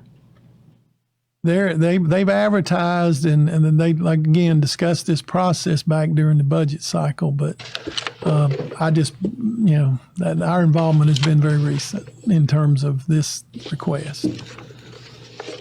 Well, they can still move forward and do the county, and I'm assuming the city of LaBelle, and then they can do ours with ad valorem. I mean, they're going to jack it up if they move forward. And that's So what's the ad valorem going to look like? Right. Yeah. I don't know where our window for participating stops. But if there's not going to be a change of level of service, and then really the ad valorem shouldn't go up, we're still paying our portion, which is just not under an MSBU. Either way, the amount would be out of our hands, right. correct? We wouldn't have control either way. Correct. Right. Other than political, whatever influence you can But make. we're asking them to provide us additional information. I mean, we don't have anything in front of us Yeah, right now. but I guess I need to know if you want that information now. If you've said no, we're not going to participate. We have in the a year next- to look at it. Why They've are been we gonna talking get about the it since information? April. Well, I'm not disagreeing. I'm just saying Yes. I want to convey the answer that you want me to convey. Right, If it's at the we've not December scheduled- meeting to say the city is not interested in doing it next year. That's not true. I know. It's a question. Yeah. So why don't you just respectfully ask them I will. to say, look, the commission would feel better about making the decision based on information other than one email from Jennifer to whoever. We would like to see the analysis first so we can follow the law that says we have to find this, this, and this, and then we establish the MSBU. We don't have to do that on this one. We the ha- county we- would. Well, the county has to. Yeah. Okay, The county so does that, not on this one. Okay, so we still would like the information so that we can say, I say piggyback off of the other agreement as well in both ordinances. Give us information. Well, so you're willing to consider it if I bring it back with that information? Well, I don't think we have time. Oh, yeah.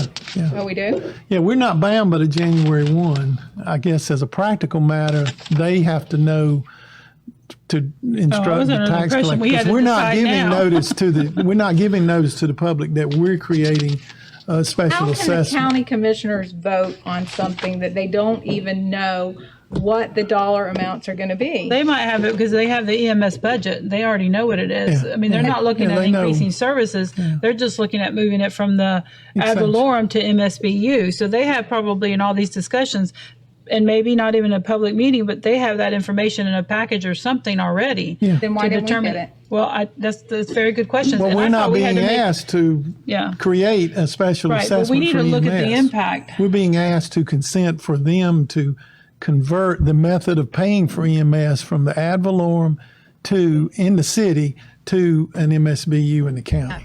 But in order for us to do that, we need to see information so that we know, look, this is what our MSBU is going to cost our taxpayer when we establish it. This is what we think it's going to cost each taxpayer, and this is how much we think the millage rate will go down.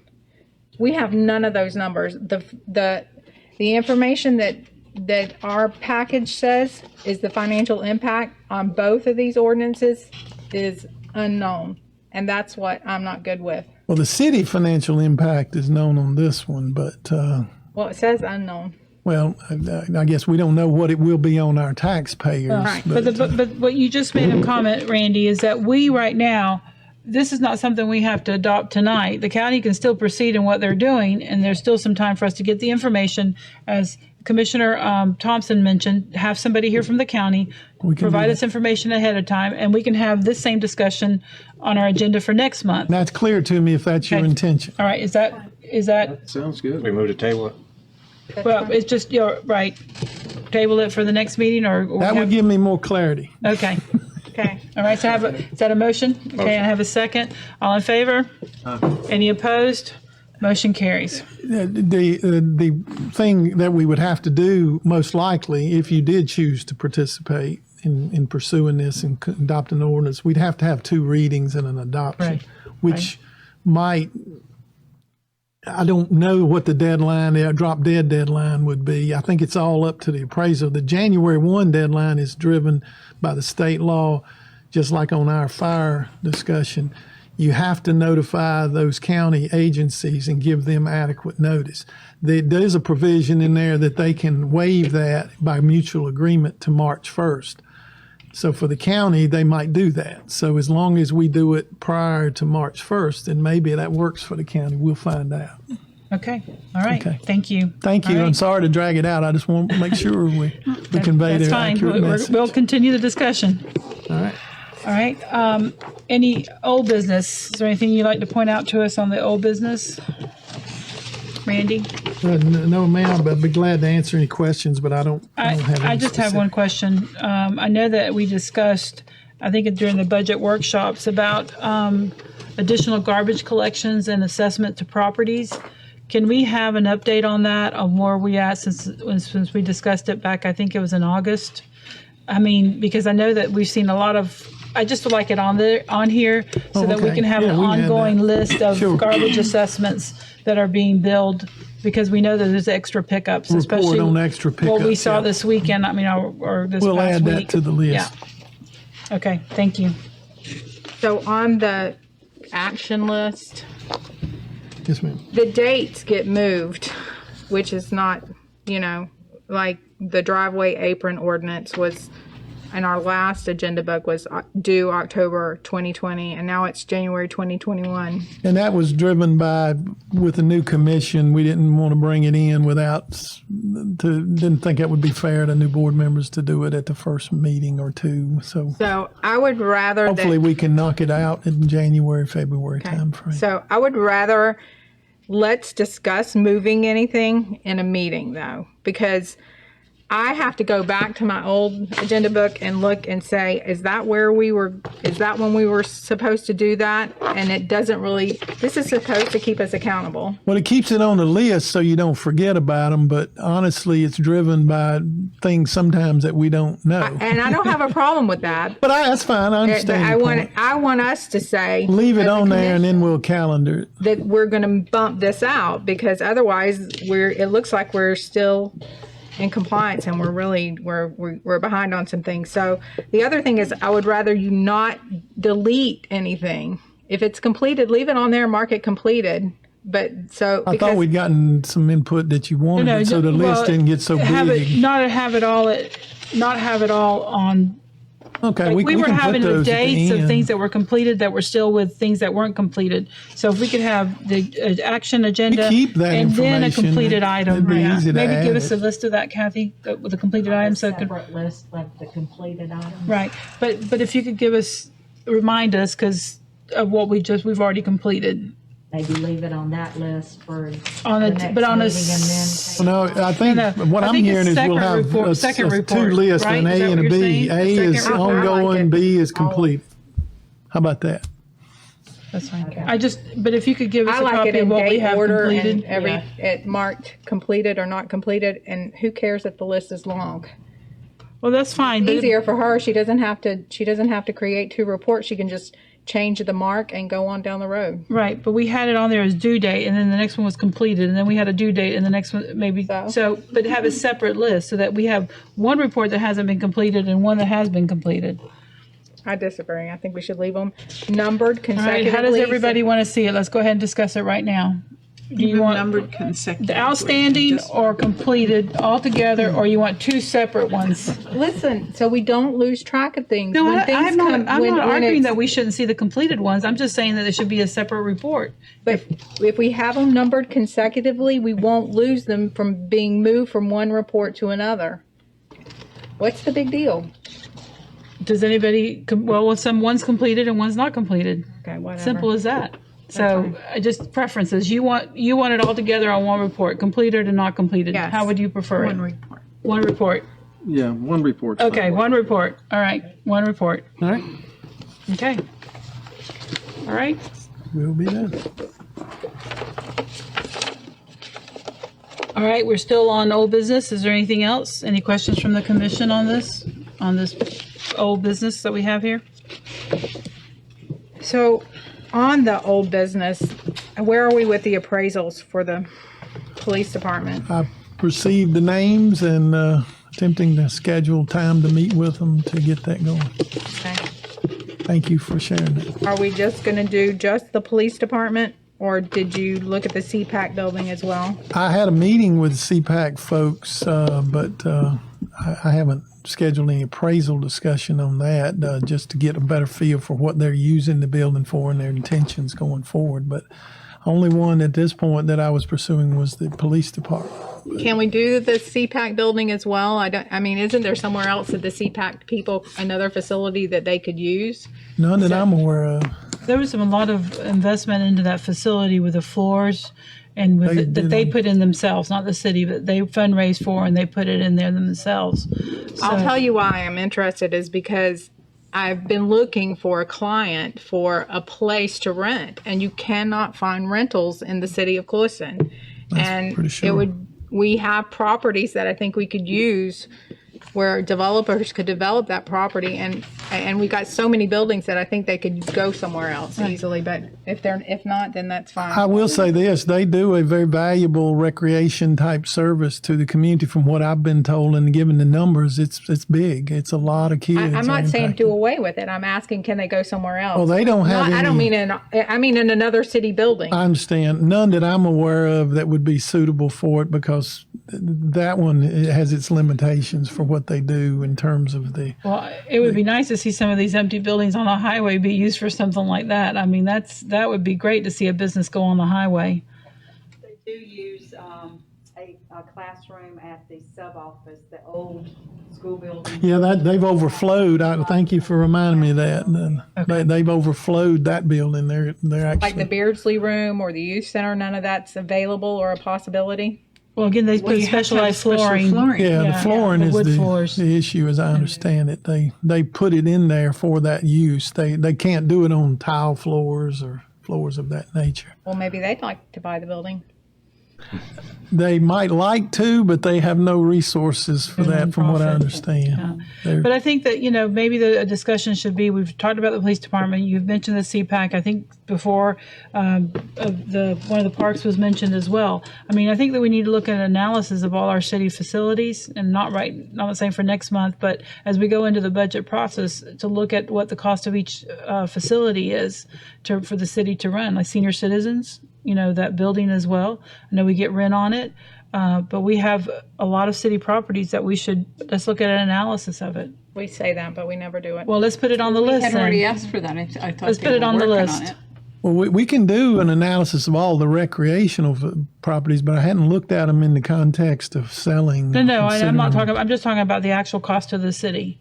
That each of these facilities it takes for us to maintain these facilities. And we can bring back an analysis of that for our pre-budget discussions. Right. Sure. But if you want to put it on that, Put it on that the list, and that way we'll stay on top of it.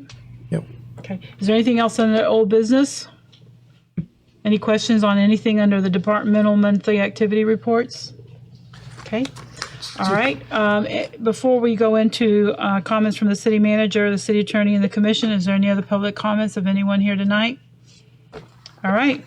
I'll let the city attorney go first. No comment. Okay.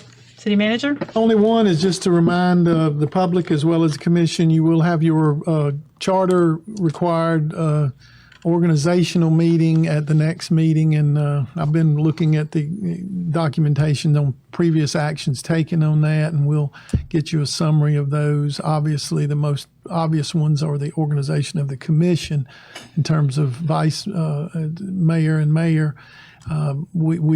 I've shared with you, I don't recommend you fill the vice mayor vacancy at this time for the next 3-4 weeks or whatever, unless you desire to do that. I don't think that's a problem if you leave that position undesignated, but at the next meeting you would do those two actions, and then we would list all the other things like appointments and things, vacancies and terms ending, anything else of that nature. But that would be the meeting in December when you would be scheduled to act on that. That's all, Mayor. Okay. All right. So this would, the list would be all of the organizations that the city's affiliated with, like the Clewiston Drainage District, the Regional Planning Council. Ones that you have a representative that you designated in past years, we'll have those items. Okay. All right. The TDC, all of that. All right. Correct. But it doesn't include our P&Z board. That's separate from. Any of those that are vacant, I guess we can list, but you don't have to act on them at that organizational meeting per se. All right. Okay. All right. So that was comments from the city manager. Anything else? Okay. Let's change it up. Commissioner Thompson, first meeting. Gee, thanks. Welcome aboard.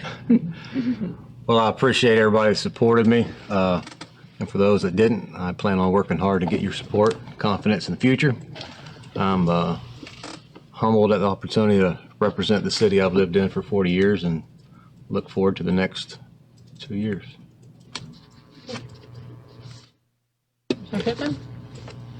Yeah, I can echo Greg's statements there. And again, thank you for your support and excited to be up here to serve you guys again.